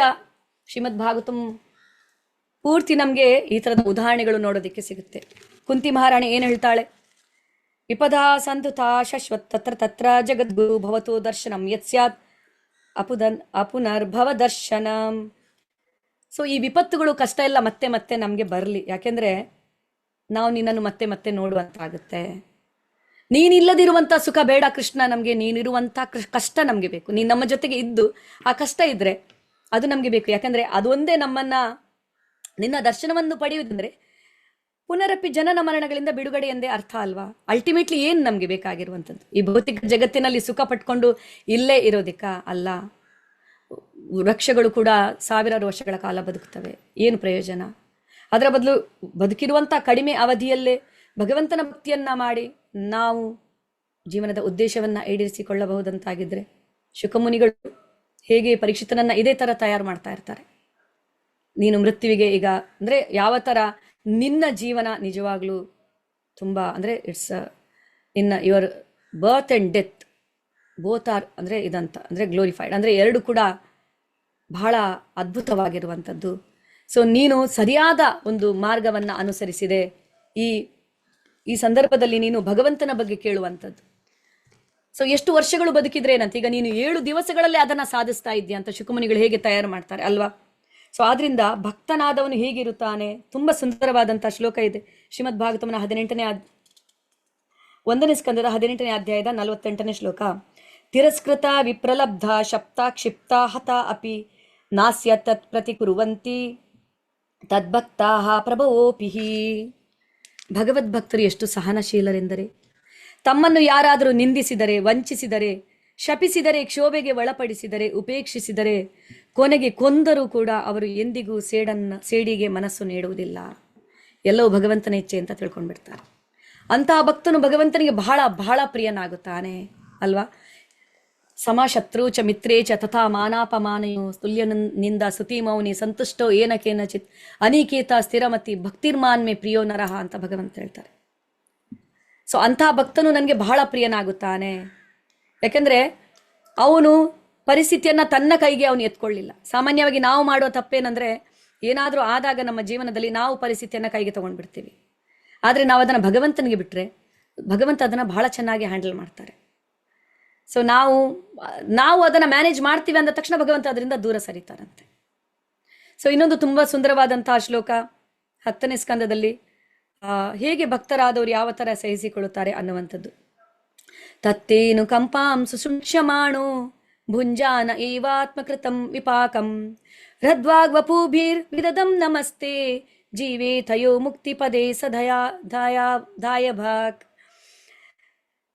ಯಾರು ಅಂದ್ರೆ ತಾಳ್ಮೆಯಿಂದ ಜೀವನದಲ್ಲಿ ಬರುವಂಥ ಎಲ್ಲ ಕಷ್ಟಗಳನ್ನ ಸಹಿಸುತ್ತಾರೋ, ಭಗವಂತನ ಕೃಪೆ ಅಂದುಕೊಂಡು ಅದನ್ನು ಸ್ವೀಕರಿಸುತ್ತಾರೋ, ಅವರು ಮುಕ್ತಿಗೆ ಅರ್ಹರಾಗುತ್ತಾರೆ, ಅವರು ಭಗವಂತನ ವಿಶೇಷ ಕೃಪೆಗೆ ಪಾತ್ರರಾಗುತ್ತಾರೆ ಅನ್ನುವಂಥದ್ದು. ಸೊ ಆದ್ರಿಂದ ಮುಖ್ಯವಾಗಿ ಈ ಥರದ ಭಕ್ತರನ್ನ, ಈಗ ಒಂದು ವೇಳೆ ನಾವು ನಮ್ಮ ಜೀವನ ಪರ್ಯಂತ ನಾವು ಮಾಡಿದ ಒಂದು ಶ್ರವಣಂ ಕೀರ್ತನ ಭಕ್ತಿ ಮಾರ್ಗದ ಮುಖಾಂತರ ಅಂತ್ಯಕಾಲದಲ್ಲಿ ನಮಗೆ ಭಗವಂತನ ಸ್ಮರಣೆ ಬಂದರೆ ನಮ್ಮ ಯಶಸ್ಸು, ಸ್ಮರಣೆ ಬರಲಿಲ್ಲ ಅಂದ್ರೂ ಪರವಾಗಿಲ್ಲ, ಭಗವಂತ ಹೇಳ್ತಾರೆ ಇದರಲ್ಲಿ ಕುಗ್ಗುವುದಾಗ್ಲಿ ನಷ್ಟವಾಗ್ಲಿ ಇಲ್ಲ ಅಂತ. ಒಂದು ವೇಳೆ ನಾವು ಭಕ್ತಿ ಮಾರ್ಗದಲ್ಲಿ ತೊಡಗಿಕೊಂಡ್ರೆ ಕೂಡ ಭಗವಂತನ ಸ್ಮರಣೆ ನಮಗೆ ಬಾರದೇ ಇದ್ರೆ ಸೊ ಏನಾಗುತ್ತೆ? ವರಾಹ ಪುರಾಣದಲ್ಲಿ ಸ್ವತಃ ಭಗವಂತ ಇದನ್ನ ಹೇಳ್ತಾರೆ, ಯಾದಿವಾತಾದಿ ದೋಷೇನ ಮದ್ಭಕ್ತೋ ಮಾಂ ನ ಚ ಸ್ಮರೇತ್ ಅಹಂ ಸ್ಮರಾಮಿ ಮದ್ಭಕ್ತಃ ನಾಯಂ ನಯಾಮಿ ಪರಮ ಗತಿಂ. ಒಂದು ವೇಳೆ ತನ್ನ ದೈಹಿಕ ಸಮಸ್ಯೆಗಳಿಂದಾಗಿ ಅಂದ್ರೆ ಆರೋಗ್ಯದ ಸಮಸ್ಯೆಯಿಂದಾಗಿ, ಹೇಗೆ ಕಫವಾತ ಪಿತ್ತಗಳಿಂದ ನಮ್ಮ ಕಂಠ ಅಂದ್ರೆ ಇದಾಗಿ ಹೋಗ್ಬೋದು ಅಂತ ಮುಕುಂದ ಮಾಲಸೂತ್ರದಲ್ಲಿ ಕುಲಶೇಖರ ಆಳ್ವರು ಕೂಡ ಹೇಳ್ತಾರೆ ಅಲ್ವಾ. ಸೊ ಹಾಗೆ ಇಲ್ಲಿ ಆ ಥರ ಏನಾದರೂ ಆಗಿ ಅವನಿಗೆ ಸ್ಮರಣೆ ಬಾರದಿದ್ರೆ, ಒಂದು ವೇಳೆ ಅವನು ಸರಿಯಾದ ರೀತಿಯಲ್ಲಿ ಭಕ್ತಿಯನ್ನ ಮಾಡ್ತಾ ಬಂದಿದ್ರೆ, ಅಹಂ ಸ್ಮರಾಮಿ ಮದ್ಭಕ್ತಃ, ಅವನನ್ನ ಸ್ಮರಣೆ ಮಾಡಲಿಲ್ಲ ಅಂದ್ರೆ ಏನಂತೆ, ನಾನು ಅವನ ಸ್ಮರಣೆಯನ್ನ ಮಾಡ್ತೀನಿ. ಭಗವಂತ ಈ ಆಶ್ವಾಸನೆಯನ್ನ ನಮಗೆ ಕೊಡ್ತಾರೆ, ನಾಯಾಮಿ ಪರಮಾಗತಿಂ, ನಾನು ಅವನನ್ನ ನನ್ನ ಲೋಕ ಕರ್ಕೊಂಡು ಹೋಗ್ತೀನಿ, ನಾನು ಸ್ಮರಣೆ ಮಾಡಿ. ಸೊ ಭಗವಂತ ನಮ್ಮ ಸ್ಮರಣೆ ಮಾಡೋದು, ನಾವು ಅವರ ಸ್ಮರಣೆ ಮಾಡೋದು ಒಂದೇ ಅಲ್ವಾ? ಅಂದ್ರೆ ನಮ್ಗೆ ಆಗ್ಲಿಲ್ಲ ಅಂದ್ರೆ ಭಗವಂತ ನಮ್ಮ ಸ್ಮರಣೆಯನ್ನ ಮಾಡಿ ನಮ್ಮನ್ನ ಕರ್ಕೊಂಡು ಹೋಗ್ತಾರಂತೆ. ಇಷ್ಟೊಂದು ಆಶ್ವಾಸನೆ ನಮ್ಗೆ ಸಿಗ್ತಾ ಇರುವಾಗ, ಅಂದ್ರೆ ಯಾವ ತರ ಇದು ಹೇಗೆ ಅಂದ್ರೆ ಪ್ರಭುಪಾದರಂತಹ ಶ್ರೇಷ್ಠ ಭಕ್ತರ ಮಾರ್ಗದರ್ಶನದಲ್ಲಿ ನಡೆದಾಗ ಮಾತ್ರ ಇದು ಸಾಧ್ಯವಾಗುತ್ತೆ ನಮ್ಗೆ. ಬೇರೆ ಯಾವ ಅಷ್ಟೊಂದು ಸುಲಭ ಸರಳವಾದ ವಿಧಾನಗಳು ಇಲ್ಲ ನಡೆಯೋದಕ್ಕೆ. ಪ್ರಭುಪಾದರು ಹಾಕಿಕೊಟ್ಟಿರುವಂತಹ ಮಾರ್ಗ, ಭಕ್ತಿಯೋಗದ ನಿಯಂತ್ರಕ ತತ್ವಗಳು, 16 ರೌಂಡ್ಸ್ ಚಾಂಟಿಂಗ್, ಶ್ರವಣಂ ಕೀರ್ತನಂ ಎಲ್ಲವೂ ಕೂಡ ಸರಿಯಾದ ರೀತಿಯಲ್ಲಿ ಇದ್ದಾಗ, ಪ್ರಾಮಾಣಿಕವಾಗಿ ಪ್ರಯತ್ನ ಪಟ್ಟಾಗ ನಮಗೆ ಸ್ಮರಣೆ ಬಾರದೇ ಹೋದರೂ ಕೂಡ ಭಗವಂತ ಹೇಳ್ತಾರೆ, ನಾನು ಅಂತಹ ಭಕ್ತನ ಸ್ಮರಣೆಯನ್ನ ನಾನು ಮಾಡ್ತೀನಿ ಅಂತ ಹೇಳಿ. ಸೊ ಇಷ್ಟೆಲ್ಲ ನಮಗೆ ಆಶ್ವಾಸನೆ ಸಿಗುವಾಗ ಇನ್ನೂ ಯಾಕೆ ನಾವು ಯೋಚನೆ ಮಾಡಬೇಕು ಅಲ್ವಾ? ಈ ಜೀವನದಲ್ಲಿರುವಂತಹ ಕಷ್ಟ ಅನ್ನುವಂಥದ್ದು ಅದು ಬರ್ತಾನೆ ಇರುತ್ತೆ, ಹೋಗ್ತಾನೆ ಇರುತ್ತೆ. ಕಷ್ಟಕ್ಕೆ ಈಗಾಗಲೇ ಏನು ಕಾರಣ ಅಂತ ಹುಡುಕ್ತಾ ಹೋದ್ರೆ ಅದಕ್ಕೆ ಸರಿಯಾದ ಕಾರಣ ಯಾರು ಹೇಳಲಾರರು. ಗಹನಾ ಕರ್ಮಣೋ ಗತಿ ಅಲ್ವಾ, ಕರ್ಮಣೋಪ್ತಿ ಬೋದ್ಧವ್ಯಂ ಚ ವಿಕರ್ಮ, ಅಂದ್ರೆ ಅದು ಕರ್ಮದ ಜಟಿಲತೆಯನ್ನು ಅರಿತುಕೊಳ್ಳೋದಕ್ಕೆ ಸಾಧ್ಯವಿಲ್ಲ. ಅದು ಮಾತ್ರ ಅಲ್ಲ, ಯಾವುದೋ ರೀತಿಯಿಂದ ಬಂದಿರಬಹುದು ಕಷ್ಟ ನಮಗೆ. ಈಗ ಒಬ್ಬನಿಗೆ ಈಗ ಮಲೇರಿಯಾ ಬಂದಾಗ ಡಾಕ್ಟರ್ ಯಾವ ಸೊಳ್ಳೆ ಕಚ್ಚಿತು ಅಂತ ಸೊಳ್ಳೆಯನ್ನು ಹುಡುಕೊಂಡು ಹೋಗಲ್ಲ, ಬದಲಿಗೆ ಟ್ರೀಟ್ಮೆಂಟ್ ಅನ್ನ ಪ್ರಾರಂಭಿಸ್ತಾರೆ. ಅದೇ ತರ ನಮ್ಮ ಜೀವನದಲ್ಲಿ ಕಷ್ಟಗಳು ಬಂದಾಗ ಯಾವುದು ಕಾರಣ ಅಂತ ಯೋಚನೆ ಮಾಡೋ ಬದಲು ಅದನ್ನ ಭಗವಂತನ ಮೇಲೆ ಅದನ್ನ ಬಿಟ್ಟು ಮುಂದುವರಿಯುವವನು ಭಕ್ತ. ನಾನು ಭಗವಂತನ ಪ್ಲಾನ್ ಅನ್ನ ಸ್ವೀಕರಿಸ್ತೇನೆ ನನ್ನ ಜೀವನದಲ್ಲಿ ಅಂತ ಯಾರು ಯೋಚನೆ ಮಾಡ್ತಾರೋ, ಸೊ ಭಗವಂತನಿಗೆ ಅವರ ಮೇಲೆ ಒಂದು ವಿಶೇಷ ಕೃಪೆ, ಅವರ ಮೇಲೆ ಅಂದ್ರೆ ವಿಶೇಷ ಕೃಪೆ ಅನ್ನುವಂಥದ್ದು ಇರುತ್ತೆ ಅಂತ. ಸೊ ಆದ್ರಿಂದ ಇಲ್ಲಿ ಯಾಕೆ ಧರ್ಮ ಸರಿಯಾಗಿ ಕಲಿಪುರುಷನೇ ತೊಂದರೆ ಕೊಟ್ಟಿದ್ದಾನೆ ಅಂತ ಯಾಕೆ ಹೇಳ್ತಾ ಇಲ್ಲ? ಯಾಕೆಂದ್ರೆ ನಮ್ಗೆ ಯಾರು ತೊಂದರೆ ಕೊಡ್ತಾರೋ ಅವರನ್ನ ನಾವು ದೂರಿದ್ರೆ ಅವರು ಮಾಡಿದ ಪಾಪದಲ್ಲಿ ನಮಗೂ ಒಂದಷ್ಟು ಫಲ ಸಿಗುತ್ತಂತೆ, ಅದರ ಒಂದಷ್ಟು ಪರ್ಸೆಂಟೇಜ್. ನೋಡಿ, ಇದು ಯಾವ ತರ ಅಂದ್ರೆ ಕರ್ಮದ ಫಲ ಅನ್ನುವಂಥದ್ದು ನಾವು ತಿಳ್ಕೊಂಡ ಪ್ರಕಾರ ಅಲ್ಲ. ಒಬ್ರು ನಮ್ಗೆ ಏನಾದ್ರು ಕೆಟ್ಟದ್ದು ಮಾಡಿದ್ರೆ ಅದನ್ನ ನಾವು ಹೇಳಿದ್ರು, ಅವರ ಬಗ್ಗೆ ನಾವು ದೂರಿದ್ರು ಕೂಡ ನಮ್ಗೆ ಇದು ನಮ್ಗೆ ಸಿಗುತ್ತಂತೆ, ಅದರ ಫಲ ಸಿಗುತ್ತೆ. ಆ ಒಂದು ಕಾರಣಕ್ಕೋಸ್ಕರ ಕೂಡ ಅವನು ಇಲ್ಲಿ ಹೇಳ್ತಾ ಇಲ್ಲ. ಸೊ ಈ ಮೂಲಕ ನಮ್ಗೆ ಅದನ್ನ ಅಂದ್ರೆ ಒಂದು ಪಾಠವನ್ನ ಕೊಡ್ತಾ ಇದ್ರು. ಹೀಗೆ ಹಲವಾರು ಭಕ್ತರ ಜೀವನದಲ್ಲಿ ಬಂದಿರುವಂತಹ ಕಷ್ಟವನ್ನ ಅವ್ರು ಹೇಗೆ ಎದುರಿಸಿದ್ರು. ಪರೀಕ್ಷಿತ ಮಹಾರಾಜನ ಉದಾಹರಣೆ, ಹರಿದಾಸ್ ಠಾಕೂರರ ಉದಾಹರಣೆ, ವಿದುರ ಯಾವ ತರ ವಿದುರನನ್ನ ಅವಮಾನಿಸಿ ಕಳಿಸಿದಾಗ ದುರ್ಯೋಧನ ಅವನು ಯಾರನ್ನ ದೂರ್ಲಿಲ್ಲ, ಅವನು ತುಂಬಾ ಸಂತೋಷದಿಂದ ಅಲ್ಲಿಂದ ಹೊರಟೋಗ್ಬಿಟ್ಟ. ಒಳ್ಳೇದಾಯ್ತು, ನಾನು ಮಹಾಭಾರತ ಯುದ್ಧದಿಂದ, ಕುರುಕ್ಷೇತ್ರ ಯುದ್ಧದಿಂದ ನಾನು ದೂರ ಇರ್ತೀನಿ. ಇದ್ದಿದ್ರೆ ಧೃತರಾಷ್ಟ್ರನಿಗೆ ಸಲಹೆ ಕೊಟ್ಕೊಂಡು ಇಲ್ಲಿ ಇರೋದು ಕಷ್ಟ, ನನ್ನ ಪ್ರಿಯ ಪಾಂಡವರ ವಿರುದ್ಧ ನಾನು ಇರೋದು ಅಂದ್ರೆ ಆಗಲ್ಲ ನನಗೆ. ನಾನು ಇದನ್ನ ಆಧ್ಯಾತ್ಮಿಕ ಜ್ಞಾನವನ್ನ ಗಳಿಸೋದಕ್ಕೋಸ್ಕರ ಉಪಯೋಗಿಸ್ತೀನಿ ಅಂತ ಯಾತ್ರೆಗೆ ಹೊರಟು ಬಿಟ್ಟ ಅಲ್ವಾ. ಯಾರ ಮೇಲೆ ಬೇಸರಲ್ಲ, ಮತ್ತೆ ಮರಳಿ ಬರ್ತಾನ ಅವನು. ಬಂದು ತೋರ್ಸೋದಿಕ್ಕಲ್ಲ, ನಿಮ್ಗೆ ಗೊತ್ತಾ ನಾನು ಎಷ್ಟು ಜ್ಞಾನವನ್ನ ಪಡೆದಿದ್ದೀನಿ, ಹಾಗೂ ದುರ್ಯೋಧನ ನನ್ನನ್ನು ನೀನು ಓಡಿಸಿದೆ, ಈಗ ನೀನೇ ಅಲ್ಲಿ ಇಲ್ಲ ಅಂತ ತೋರ್ಸೋದಕ್ಕೆ ಬರಲಿಲ್ಲ. ಕರುಣೆಯಿಂದ ಪ್ರೀತಿಯಿಂದ ಬಂದ ಧೃತರಾಷ್ಟ್ರನನ್ನು ಉದ್ಧರಿಸೋದಕ್ಕೋಸ್ಕರ. ಸೊ ಗಜೇಂದ್ರ ಕಷ್ಟದ ಕಾಲದಲ್ಲಿ ಅವನು ಮೊಸಳೆಯನ್ನ ದೂರ್ಲಿಲ್ಲ, ಅಥವಾ ಯಾರು ನನಗೆ ಸಹಾಯಕ್ಕೆ ಬರಲಿಲ್ಲ ಅಂತ ದೂರ್ಲಿಲ್ಲ, ಕೇವಲ ಭಗವಂತನೆಡೆಗೆ ಕನೆಕ್ಟ್ ಆದ. ಕುಂತಿ, ಹೀಗೆ ಧ್ರುವ, ಹೀಗೆ ಇವರೆಲ್ಲರ ಉದಾಹರಣೆಯನ್ನ ನಾವು ತಿಳ್ಕೊಂಡಾಗ, ಸೊ ಹೇಗೆ ಸ್ಥಿತಧೀರ್ ಮುನಿರುಚ್ಯತೆ ದುಃಖೇಶು ಅನುದ್ವಿಗ್ನ ಮನಃ ಸುಖೇಶು ವಿಗತ ಜ್ವರಃ ವೀತರಾಗ ಭಯ ಕ್ರೋಧ ಸ್ಥಿತಧೀರ್ ಮುನಿರುಚ್ಯತೆ. ಭಗವಂತ ಹೇಳ್ತಾರೆ, ಸುಖ ದುಃಖಗಳಲ್ಲಿ ಸಮಾನವಾಗಿ ಇರುವವನು ಅವನು ಸ್ಥಿತಧೀರ್ ಮುನಿ ಅಂತ. ಸೊ ಆದ್ರಿಂದ ಸೊ ಇದನ್ನ ನಾವು ಅಂದ್ರೆ ಎಲ್ಲದರ ಹಿಂದೆ ಭಗವಂತ ಇದ್ದಾನೆ ಅಂತ ತಿಳಿದುಕೊಂಡಾಗ ನಾವು ಅತಿಯಾಗಿ ಇಲ್ಲಿ ಅಂದ್ರೆ ದುಃಖವನ್ನ ಪಡುವಂಥದ್ದು ಇರಲ್ಲ. ನಮ್ಮ ಕಣ್ಣಿಗೆ ಕಾಣದಿದ್ರೆ ಕೂಡ ಎಲ್ಲವೂ ಭಗವಂತನ ನಿಯಂತ್ರಣದಲ್ಲಿ ಇದೆ ಅನ್ನೋದನ್ನ ನಾವು ತಿಳ್ಕೊಳ್ಳೇಬೇಕು. ಸೊ ಅದರಿಂದ ಕರ್ಮವಾದ ಅಂದ್ರೆ ಪ್ರತಿಯೊಂದು ಅಂದ್ರೆ ನಮ್ಮ ಕೈಯಲ್ಲಿದೆ ಅಂತ ನಾವು ತಿಳ್ಕೊಂಡ್ರೆ, ದೈವವಾದ ಅಂದ್ರೆ ಎಲ್ಲವೂ ಭಗವಂತನ ನಿಯಂತ್ರಣದಲ್ಲಿ ಇದೆ ಅಂತ. ಸೊ ಹೀಗೆ ಕಾಲ ಕರ್ಮ ಗುಣ ಯಾರ ಅಧೀನದಲ್ಲಿರುತ್ತೋ ಸೊ ಅವರಿಗೆ ಶರಣಾಗದ ಹೊರತು ನಮಗೆ ಬೇರೆ ಮಾರ್ಗ ಇಲ್ಲ. ಕೆಲವು ನಾಸ್ತೇವ ನಾಸ್ತೇವ ನಾಸ್ತೇವ ಗತಿರನ್ಯತ ಹರೇರ್ನಾಮ ಹರೇರ್ನಾಮ ಹರೇರ್ನಾಮ ಇವ ಕೇವಲಂ. ಎಲ್ಲದಕ್ಕೂ ಕೂಡ ಯಾವುದೇ ಜೀವನದಲ್ಲಿ ಯಾವುದೇ ಸಂದರ್ಭದಲ್ಲೂ ನಾವು ಕೃಷ್ಣ ಪ್ರಜ್ಞೆಯಲ್ಲಿ ಇರಲೇಬೇಕಾಗತ್ತೆ. ಅದು ನಮ್ಮ ಅಂದ್ರೆ ಅದು ನಮ್ಗೆ ಅದು ಬಿಟ್ಟು ಬೇರೆ ದಾರಿ ಇಲ್ಲ. ಈ ಕಲಿಯುಗದಲ್ಲಿ ಯಾರು ಆ ದಾರಿಯಲ್ಲಿ ನಡೆಯುತ್ತಾರೋ, ಭಗವಂತನ ಕರುಣೆಯ ನಿಯಮದ ಕೆಳಗಡೆ ಯಾರು ಬದುಕುತ್ತಾರೋ, ಸೊ ಭಗವಂತನ ವಿಶೇಷ ಕೃಪೆಗೆ ಅವರು ಪಾತ್ರರಾಗುತ್ತಾರೆ. ಭಗವಂತನೇ ಹೇಳ್ತಾರೆ, ಆಂ ತ್ವಾಂ ಸರ್ವ ಪಾಪೇಭ್ಯೋ ಮೋಕ್ಷಯಿಷ್ಯಾಮಿ ಮಾ ಶುಚಃ ಅಂತ. ಇಷ್ಟೊಂದು ಆಶ್ವಾಸನೆ ನಮ್ಗೆ ಸಿಗ್ತಾ ಇರಬೇಕಾದ್ರೆ ಮತ್ತೆ ಯಾಕೆ ನಾವು ಯೋಚನೆ ಮಾಡ್ಬೇಕಲ್ವಾ. ಸೊ ಆದ್ರಿಂದ ಯಾರು ಈ ಭಕ್ತಿ ಮಾರ್ಗದಲ್ಲಿ, ಅದು ಕೂಡ ವಿಶೇಷವಾಗಿ ಪ್ರಭುಪಾದರ ಕೃಪೆಯಿಂದ ನಾವೆಲ್ಲರೂ ಈ ಭಕ್ತಿ ಮಾರ್ಗದಲ್ಲಿ ನಾವು ಬಂದಿದ್ದೀವೋ, ಖಂಡಿತವಾಗ್ಲೂ ಅದೃಷ್ಟ ನಮ್ಮ ಸ್ವಂತ ಇದರಿಂದ ಆಗ್ಲಿಲ್ಲ, ನಮ್ಮನ್ನ ಅದೃಷ್ಟವಂತರನ್ನಾಗಿ ಪ್ರಭುಪಾದರು ಮಾಡಿದ್ರು ಈ ಕೃಷ್ಣ ಪ್ರಜ್ಞೆಯಲ್ಲಿ ನಮ್ಮನ್ನ ಅಂದ್ರೆ ಇದ್ ಮಾಡೋದ್ರ ಮೂಲಕ. ಈ ಕಲಿಯುಗದಲ್ಲಿ ಬಾಕಿ ಎಲ್ಲ ಬೇರೆ ಕಡೆ ಬೇಕಾದಷ್ಟು ಸಿಗ್ಬಹುದು ನಿಮ್ಗೆ ಅಲ್ವಾ.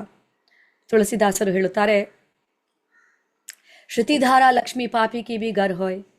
ಈ ಕಲಿಯುಗದಲ್ಲಿ ಒಳ್ಳೆಯ ಪತ್ನಿ, ಒಳ್ಳೆಯ ಮಕ್ಕಳು, ಲಕ್ಷ್ಮಿ, ಐಶ್ವರ್ಯ, ಅಧಿಕಾರ ಪಾಪಿಗಳಿಗೆ ಕೂಡ ಸಿಕ್ಕಿರಬಹುದು. ಯಾಕೆಂದ್ರೆ ಹಿಂದಿನ ಜನ್ಮದ ಪುಣ್ಯದ ಪ್ರಕಾರ ಸಿಕ್ಕಿರಬಹುದು. ಆದರೆ ಯಾವುದು ವೇರಿ ರೇರಿ ಕಲಿಯುಗದಲ್ಲಿ ಸಂತ ಸಮಾಗಮ ಹರಿಕಥ ತುಳಸಿ ದುರ್ಲಭ ಹೋಯ್. ಈ ಕಲಿಯುಗದಲ್ಲಿ ಬಹಳ ದುರ್ಲಭವಾಗಿರುವಂಥದ್ದು ಭಕ್ತರ ಸಂಘ. ಭಕ್ತರ ಸಂಘದಲ್ಲಿ ಭಗವಂತನ ಬಗ್ಗೆ ಕೇಳುವ ಭಾಗ್ಯ, ಶ್ರವಣದ ಭಾಗ್ಯ, ಇದು ಮಾತ್ರ ಅದೃಷ್ಟವಂತರಿಗೆ ಮಾತ್ರ ಸಿಗುತ್ತೆ. ಇದು ಎಲ್ರಿಗೆ ಸಿಗುವಂಥದ್ದಲ್ಲ ಅಂತ.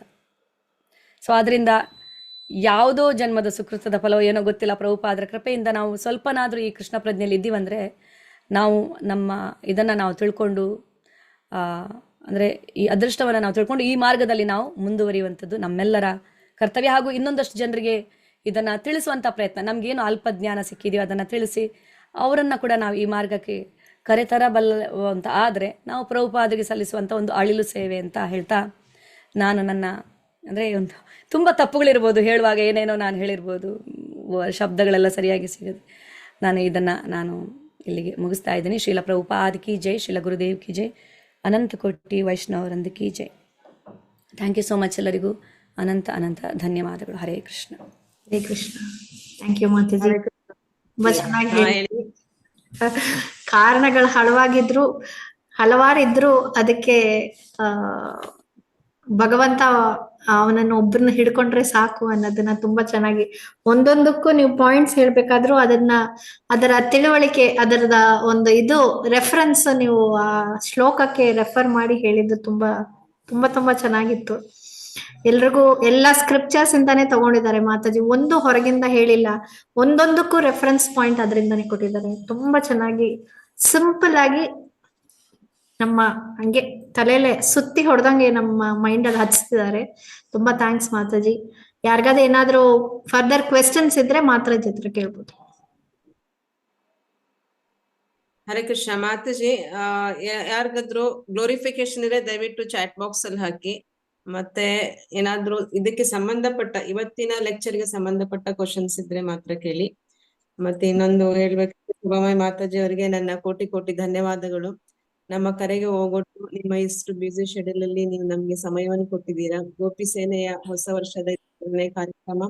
ಇದರಲ್ಲಿ ಇವತ್ತು 87 ಜನ ಲಾಗಿನ್ ಆಗಿದ್ರು. ಇದು ಫಸ್ಟ್ ಟೈಮ್ ಅನ್ಸುತ್ತೆ. ಯೂಶಲಿ 60 ಮೇಲೆ ಇರ್ತೀವಿ ಅಷ್ಟೇ. ನನ್ಗೆ ಇವತ್ತು ತುಂಬಾ ಜನ ಆಗಿದ್ದಾರೆ. ಅವ್ರಿಗೂ ನನ್ನ ಧನ್ಯವಾದಗಳು.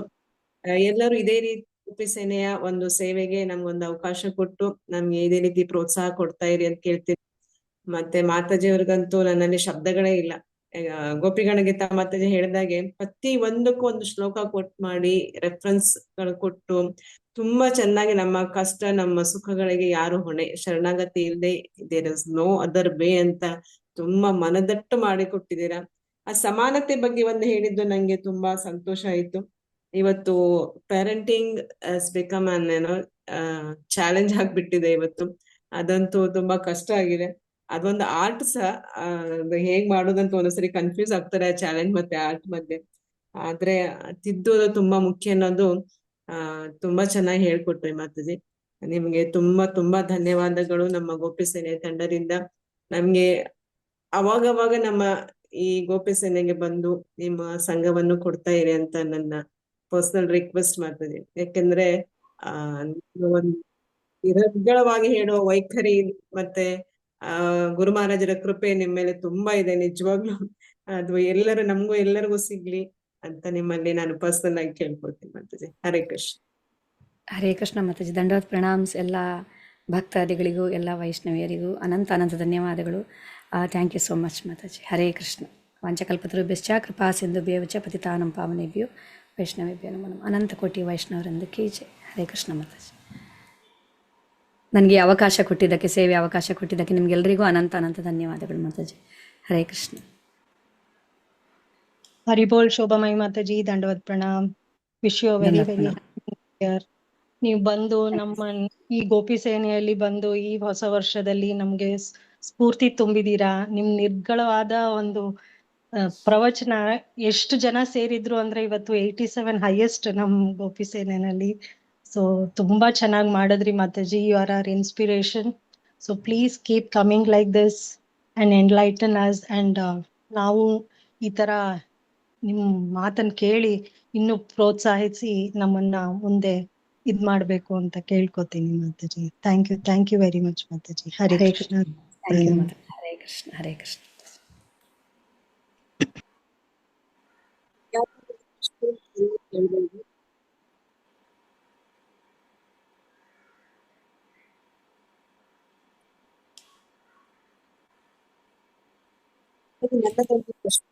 ಹೇಗೆ ಸಮಯ ಮಾಡ್ತಿದ್ದೀರ ಗೋಪಿಗಳಿಗೆ ಮಾತಾಜಿ ಹೇಳಿದ್ದೆ ಅದನ್ನೇ ನಮ್ಮೊಂದು ಕ್ಲಾಸ್ ತಗೊಳ್ಬೇಕು.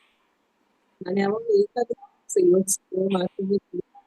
ಮಾತಾಜಿ ನಿಮ್ಮ ವಾಯ್ಸ್ ಕ್ಲಿಯರ್ ಇಲ್ಲ. ನಿಮ್ಮ ವಾಯ್ಸ್ ಕ್ಲಿಯರ್ ಇಲ್ಲ ಮಾತಾಜಿ. ಮಾತಾಜಿ ಕೇಳಿಸುತ್ತಾ ಇವಾಗ? ಈಗ ಕೇಳಿಸ್ತಾ ಇದೆ. ನಾನು ಅದೇ ನಿಮ್ಮ ಈ ಏಕಾದಶಿ ದಿವಸ ನಾನು ಯಾವಾಗ್ಲೂ ಯೋಚಿಸೋದು ಮಾತಾಜಿ ಫುಲ್ ಇವತ್ತು ಆನ್ಲೈನ್ ಇದ್ದಾರೆ, ಹೇಗೆ ಸೇವೆ ಹೇಗ್ ಮಾಡ್ತಾರೆ, ಯಾವ ರೀತಿ ನೀವು ಆರ್ಗನೈಸ್ ಮಾಡ್ಕೊಳ್ತೀರಾ, ನಮ್ಗೆ ಸ್ವಲ್ಪ ಟಿಪ್ಸ್ ಕೊಡಿ. ಹರೇ ಕೃಷ್ಣ ಮಾತಾಜಿ. ಆ ಥರ ಏನಿಲ್ಲ ಆ್ಯಕ್ಚುಲಿ.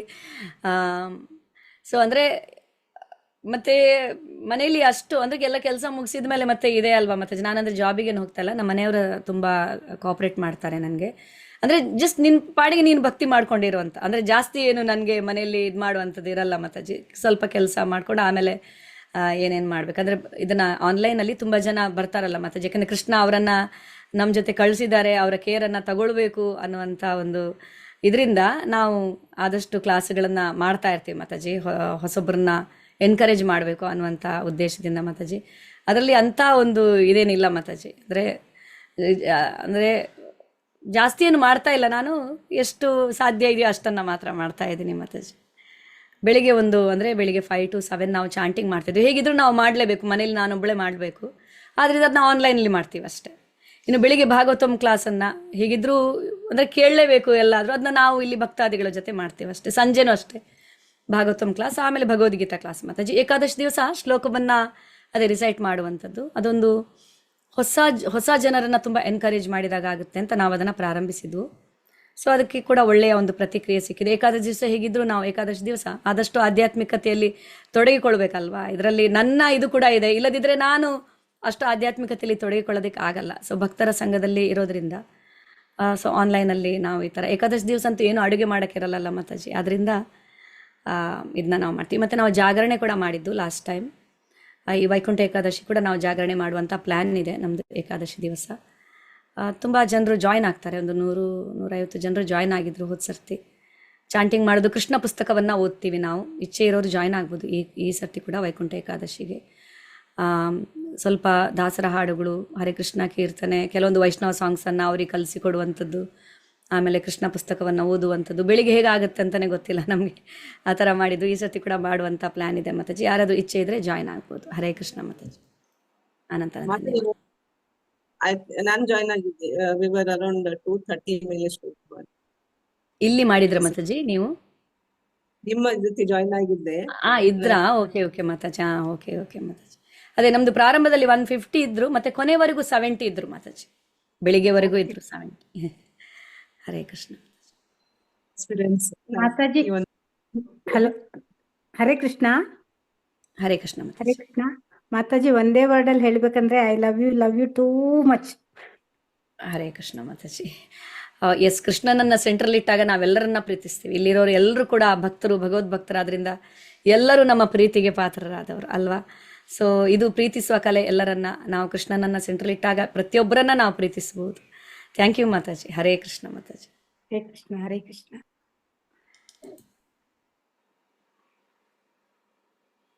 ಹರೇ ಕೃಷ್ಣ. ಯಾರಿಗಾದ್ರೂ ಏನಾದ್ರು ಪ್ರಶ್ನೆಗಳಿದ್ರೆ ದಯವಿಟ್ಟು ಕೇಳ್ಬೋದು. ಮಾತಾಜಿಯವರು ತಮ್ಮ ಸಮಯವನ್ನ ನಮ್ಗೆ ಎಷ್ಟೊಂದು ಕೊಟ್ಟಿದ್ದಾರೆ. ಎಲ್ಲಾನು ಕ್ಲಿಯರ್ ಆಗಿ ಮನದಟ್ಟಾಗೋಂಗೆ ಎಲ್ಲಾನು ಎಕ್ಸ್ಪ್ಲೈನ್ ಮಾಡಿದ್ದಾರೆ. ಆದ್ರೂ ಸಹ ಯಾರಿಗಾದ್ರೂ ಏನಾದ್ರು ಕ್ವಶನ್ ಇದ್ರೆ ಕೇಳ್ಬೋದು. ಹರೇ ಕೃಷ್ಣ ಮಾತಾಜಿ. ಇದಾರೆ ಮಾತಾಜಿ, ನಿಮ್ಮ ಸ್ವಲ್ಪ ಕೇಳ್ಬಿಟ್ಟು. ಹರೇ ಕೃಷ್ಣ. ಹರೇ ಕೃಷ್ಣ ಮಾತಾಜಿ. ದಂಡೋತ್ಪನ್ನ ಮಾತಾಜಿ. ಹರೇ ಕೃಷ್ಣ ಮಾತಾಜಿ. ಮಾತಾಜಿ, ನಿಮ್ ಕ್ಲಾಸ್ಗಳು ನಾವು ಆನ್ಲೈನ್ ಅಲ್ಲಿ ಕೇಳ್ತಾ ಇರ್ತೀವಿ ಮಾತಾಜಿ. ಯೂಟ್ಯೂಬ್ ಅಲ್ಲಿ ತುಂಬಾ ಚೆನ್ನಾಗಿ ಮೂಡ್ ಬರ್ತಾ ಇದೆ. 18 ದಿನದ ಭಗವದ್ಗೀತೆ ಕೋರ್ಸ್ ನಾನು ಕೇಳಿದೆ ಮಾತಾಜಿ, ತುಂಬಾ ಚೆನ್ನಾಗಿ ಅನಿಸ್ತು. ನಂದು ಪ್ರಶ್ನೆ ಏನಂದ್ರೆ ಮಾತಾಜಿ, ನಮ್ಮ ಕರ್ಮಕ್ಕೆ ನಾವೇ ಹೊಣೆನಾ ಮಾತಾಜಿ? ನಮ್ಮ ಕರ್ಮಕ್ಕೆ ನಮ್ಗೀಗ ಏನೋ ಒಂದು ಕಷ್ಟ ಬಂದಿದೆ, ನಂದು ಒಂಥರ ಫಿಸಿಕಲ್ ಮಾತಾಜಿ, ಆದ್ರೂ ನಾನು ಅನ್ಕೊಂತಿರ್ತೀನಿ ಇದು ಯಾಕೆ ಈಗ ಆಯ್ತು ಅಂತ. ಅದು ನನ್ನ ಹಿಂದಿನ ಜನ್ಮದ ಕರ್ಮನೋ, ಇದು ನಾವು ಮಾಡಿದ ಕರ್ಮಕ್ಕೆ ನಾವು ಅನುಭವಿಸ್ಬೇಕಾ ಮಾತಾಜಿ ಇದನ್ನ? ಹೌದು ಮಾತಾಜಿ, ಅಂದ್ರೆ ಕರ್ಮಗಳ ಪ್ರಕಾರನೇ ಕಷ್ಟ ಬರುತ್ತೆ ಅಲ್ವಾ. ಏನೇ ಕಷ್ಟಗಳಿರ್ಲಿ, ಆದರೆ ಪೂರ್ವ ಜನ್ಮೇನ ಪಾಪೇನ ಅದು ವ್ಯಾಧಿ, ಕೆಲವೊಂದ್ಸತಿ ವ್ಯಾಧಿ ರೂಪದಲ್ಲಿ ಬರುತ್ತೆ, ಕೆಲವೊಂದ್ಸತಿ ಕಷ್ಟಗಳ ರೂಪದಲ್ಲಿ ಬರುತ್ತೆ. ಆದರೆ ಅದು ಯಾರ ಅಂಡರಲ್ಲಿ ಕಾರ್ಯ ಮಾಡುತ್ತೆ ಅಂತ ನಾವು ತಿಳಿದುಕೊಂಡಾಗ, ಸೊ ಭಗವಂತ ಹೇಳ್ತಾರೆ, ಅಂದ್ರೆ ಅದಕ್ಕೆ ನಮಗೆ ಸುಲಭವಾದ ವಿಧಾನ ಏನು? ಅಪ್ರಾರಬ್ಧಂ ಫಲಂ ಪಾಪಂ ಕೂಟಂ ಬೀಜಂ ಫಲೋನ್ಮುಖಂ ಕ್ರಮೇಣೇವ ಪ್ರಲೀಯತ ವಿಷ್ಣು ಭಕ್ತಿ ರಥಾತ್ಮಕಂ. ಸೊ ಭಗವಂತನ ಭಕ್ತಿಯನ್ನ ಮಾಡಿದಾಗ ಏನಾಗುತ್ತಂದ್ರೆ, ಈಗ ನೋಡಿ ಕರ್ಮದಲ್ಲಿ ಮಾತಾಜಿ 3 ಥರದ್ದಿರುತ್ತೆ. ಒಂದು ಸಂಚಿತ ಪಾಪ, ಅಪ್ರಾರಬ್ಧ, ಪ್ರಾರಬ್ಧ ಅನ್ನುವಂಥದ್ದು ಅಲ್ವಾ. ಸಂಚಿತ ಅಂದ್ರೆ ರಾಶಿ ಹಾಕಿಕೊಂಡಿರ್ತಿರ್ತೀವಿ ನಾವು. ಅದು ಯಾವಾಗ ಅಂದ್ರೆ ಬಾಣ, ಈಗ ಬಿಲ್ಲು ಬಾಣ ಇರುತ್ತೆ, ಬಿಲ್ಲುಗಳು ಅವನ ಇದರಲ್ಲಿ ಬತ್ತಳಿಕೆಯಲ್ಲಿ ಇರುತ್ತೆ. ಒಂದನ್ನು ಅವನು ಬಿಟ್ಟಾಗಿದೆ, ಅದು ಪ್ರಾರಬ್ಧ, ಅದನ್ನ ನಿಲ್ಸಕ್ಕಾಗಲ್ಲ ಮಾತಾಜಿ. ಬಿಟ್ಟಿರುವಂತ ಬಾಣ ಇದೆ ಅಲ್ಲ, ಅದು ಹೋಗುತ್ತೆ. ಆದ್ರೆ ಭಕ್ತಿಯಲ್ಲಿ ಬಂದಾಗ ಅದರ ತೀವ್ರತೆ ಕಡಿಮೆ ಆಗ್ಬೋದು. ಅದು ಅಷ್ಟೊಂದು ಎಫೆಕ್ಟಿವ್ ಆಗದಿರೋ ತರ ಭಗವಂತ ಅದನ್ನ ಹೂ ಎತ್ತಿದಾಗೆ ಮಾಡಿಬಿಡ್ಬೋದು. ಪ್ರಾರಬ್ಧದ ಪ್ರಕಾರನೇ ನಾವು ಜನ್ಮವನ್ನ ಪಡೀತೀವಿ. ಕರ್ಮಣ ದೈವ ನೇತ್ರೇಣ, ಜನ್ಮವೇ ಪ್ರಾರಬ್ಧದ ಪ್ರಕಾರ ಆಗಿದೆ ಇಲ್ಲಿ ಅಲ್ವಾ. ಸೊ ಅದರಿಂದ ಬಿಟ್ಟಿರುವ ಬಾಣವನ್ನ ಹೊರಗೆ ಅಂದ್ರೆ ವಾಪಸ್ ತಗೊಳಕ್ಕಾಗಲ್ಲ, ಬಟ್ ಅದರ ತೀವ್ರತೆಯನ್ನ ಭಕ್ತಿ ಕಡಿಮೆ ಮಾಡುತ್ತೆ. ಇನ್ನೊಂದು ಬಾಣವನ್ನ ನಾವು ಅದನ್ನ ಶಾರ್ಪ್ ಮಾಡ್ತಾ ಇದ್ದೀವಿ, ಅದು ಅಪ್ರಾರಬ್ಧ ರೂಪದಲ್ಲಿದೆ. ಬಿಡ್ಬೇಕಂತ ಅನ್ಕೊಂಡಿದೀವಿ, ಆದ್ರೆ ಭಕ್ತಿ ಮಾಡೋದ್ರಿಂದ ಅದು ಅಲ್ಲಿಗೆ ಸ್ಟಾಪ್ ಆಗಿ ಹೋಗ್ಬಿಡುತ್ತೆ. ಅಪ್ರಾರಬ್ಧ ಅನ್ನುವಂಥದ್ದು ಅದು ಮತ್ತೆ ನಮ್ಮ ಮೇಲೆ ಪರಿಣಾಮ ಬೀರಲ್ಲ. ಇನ್ನು ಸಂಚಿತ ಅನ್ನುವಂಥದ್ದಂತೂ ಎಲ್ಲವೂ ನಾಶವಾಗೋಗುತ್ತೆ. ಏನು ನಾವು ಸ್ಟೋರ್ ಮಾಡಿಟ್ಕೊಂಡಿದೀವಲ್ವಾ, ಅದು ನಾಶ ಆಗುತ್ತೆ. ಆದ್ರೆ ಕೃಷ್ಣ ಭಕ್ತಿಯಲ್ಲಿ ಒಂದು ವಿಶೇಷತೆ ಏನಂದ್ರೆ, ಪಾಪ ಮಾಡುವ ಇಚ್ಛೆ ಕೂಡ ನಾಶವಾಗೋಗ್ಬಿಡುತ್ತೆ. ಅದು ಬಹಳ ವಿಶೇಷತೆ. ಕೆಲವೊಂದು ಇದರಿಂದ, ಮಾರ್ಗದಿಂದ ಪಾಪ ನಾಶ ಆಗ್ಬೋದು, ಯಜ್ಞದಿಂದ, ಜ್ಞಾನದ ಇದರಿಂದ ಎಲ್ಲ. ಆದ್ರೆ ಕೃಷ್ಣ ಭಕ್ತಿಯಲ್ಲಿ ಪಾಪಗಳು ಒಂದು ಬಾರಿ ನಾಶವಾದ್ರೆ ಪಾಪ ಮಾಡುವ ಇಚ್ಛೆ ಕೂಡ ಮತ್ತೆ ಮನುಷ್ಯನಿಗೆ ಅದು ಬರಲ್ಲ. ಅದರ ರೂಟನ್ನೇ ಕಿತ್ತು ಬಿಸಾಕ್ಬಿಡುತ್ತೆ ಕೃಷ್ಣ ಭಕ್ತಿ ಅನ್ನುವಂಥದ್ದು. ಆದ್ರಿಂದ ಇಲ್ಲಿ ಭಗವಂತ ಏನ್ ಹೇಳ್ತಾರೆ, ಮಚ್ಚಿತ್ತ ಸರ್ವ ದುರ್ಗಾಣಿ ಮತ್ಪ್ರಸಾದ ತರಿಷ್ಯಸಿ ಅಥ ಚೈನಂ ಅಹಂಕಾರಂ ನಾ ಶೋಷಸಿ ವಿನಂಕ್ಷಸಿ. ನೀನು ನನ್ನ ಭಕ್ತಿಯನ್ನ ನಾನು ಹೇಳಿದಾಗೆ ನೀನು ಕೇಳಿದರೆ ನನ್ನ ಕೃಪೆಯಿಂದ ನಿನ್ನ ಜೀವನದ ಅಡ್ಡಿ ಆತಂಕಗಳನ್ನ ನಿವಾರಿಸಿಕೊಳ್ಳುವೆ. ಕಷ್ಟ ಬರಲ್ಲ ಅಂತ ಹೇಳಲ್ಲ ಭಗವಂತ, ಬರುತ್ತೆ, ಸ್ವಲ್ಪ ಸ್ವಲ್ಪ ಬರುತ್ತೆ, ಇಲ್ಲ ಅಂತ ಹೇಳಿ ಅಲ್ಲ, ಪ್ರಾರಬ್ಧ ಅನ್ನುವಂಥದ್ದಲ್ಲಿ ಬರುತ್ತೆ. ಆದ್ರೆ ನನ್ನ ಕೃಪೆಯಿಂದ ಅದನ್ನ ನೀನು ನಿವಾರಿಸಿಕೊಳ್ಳುವೆ ಅಲ್ವಾ.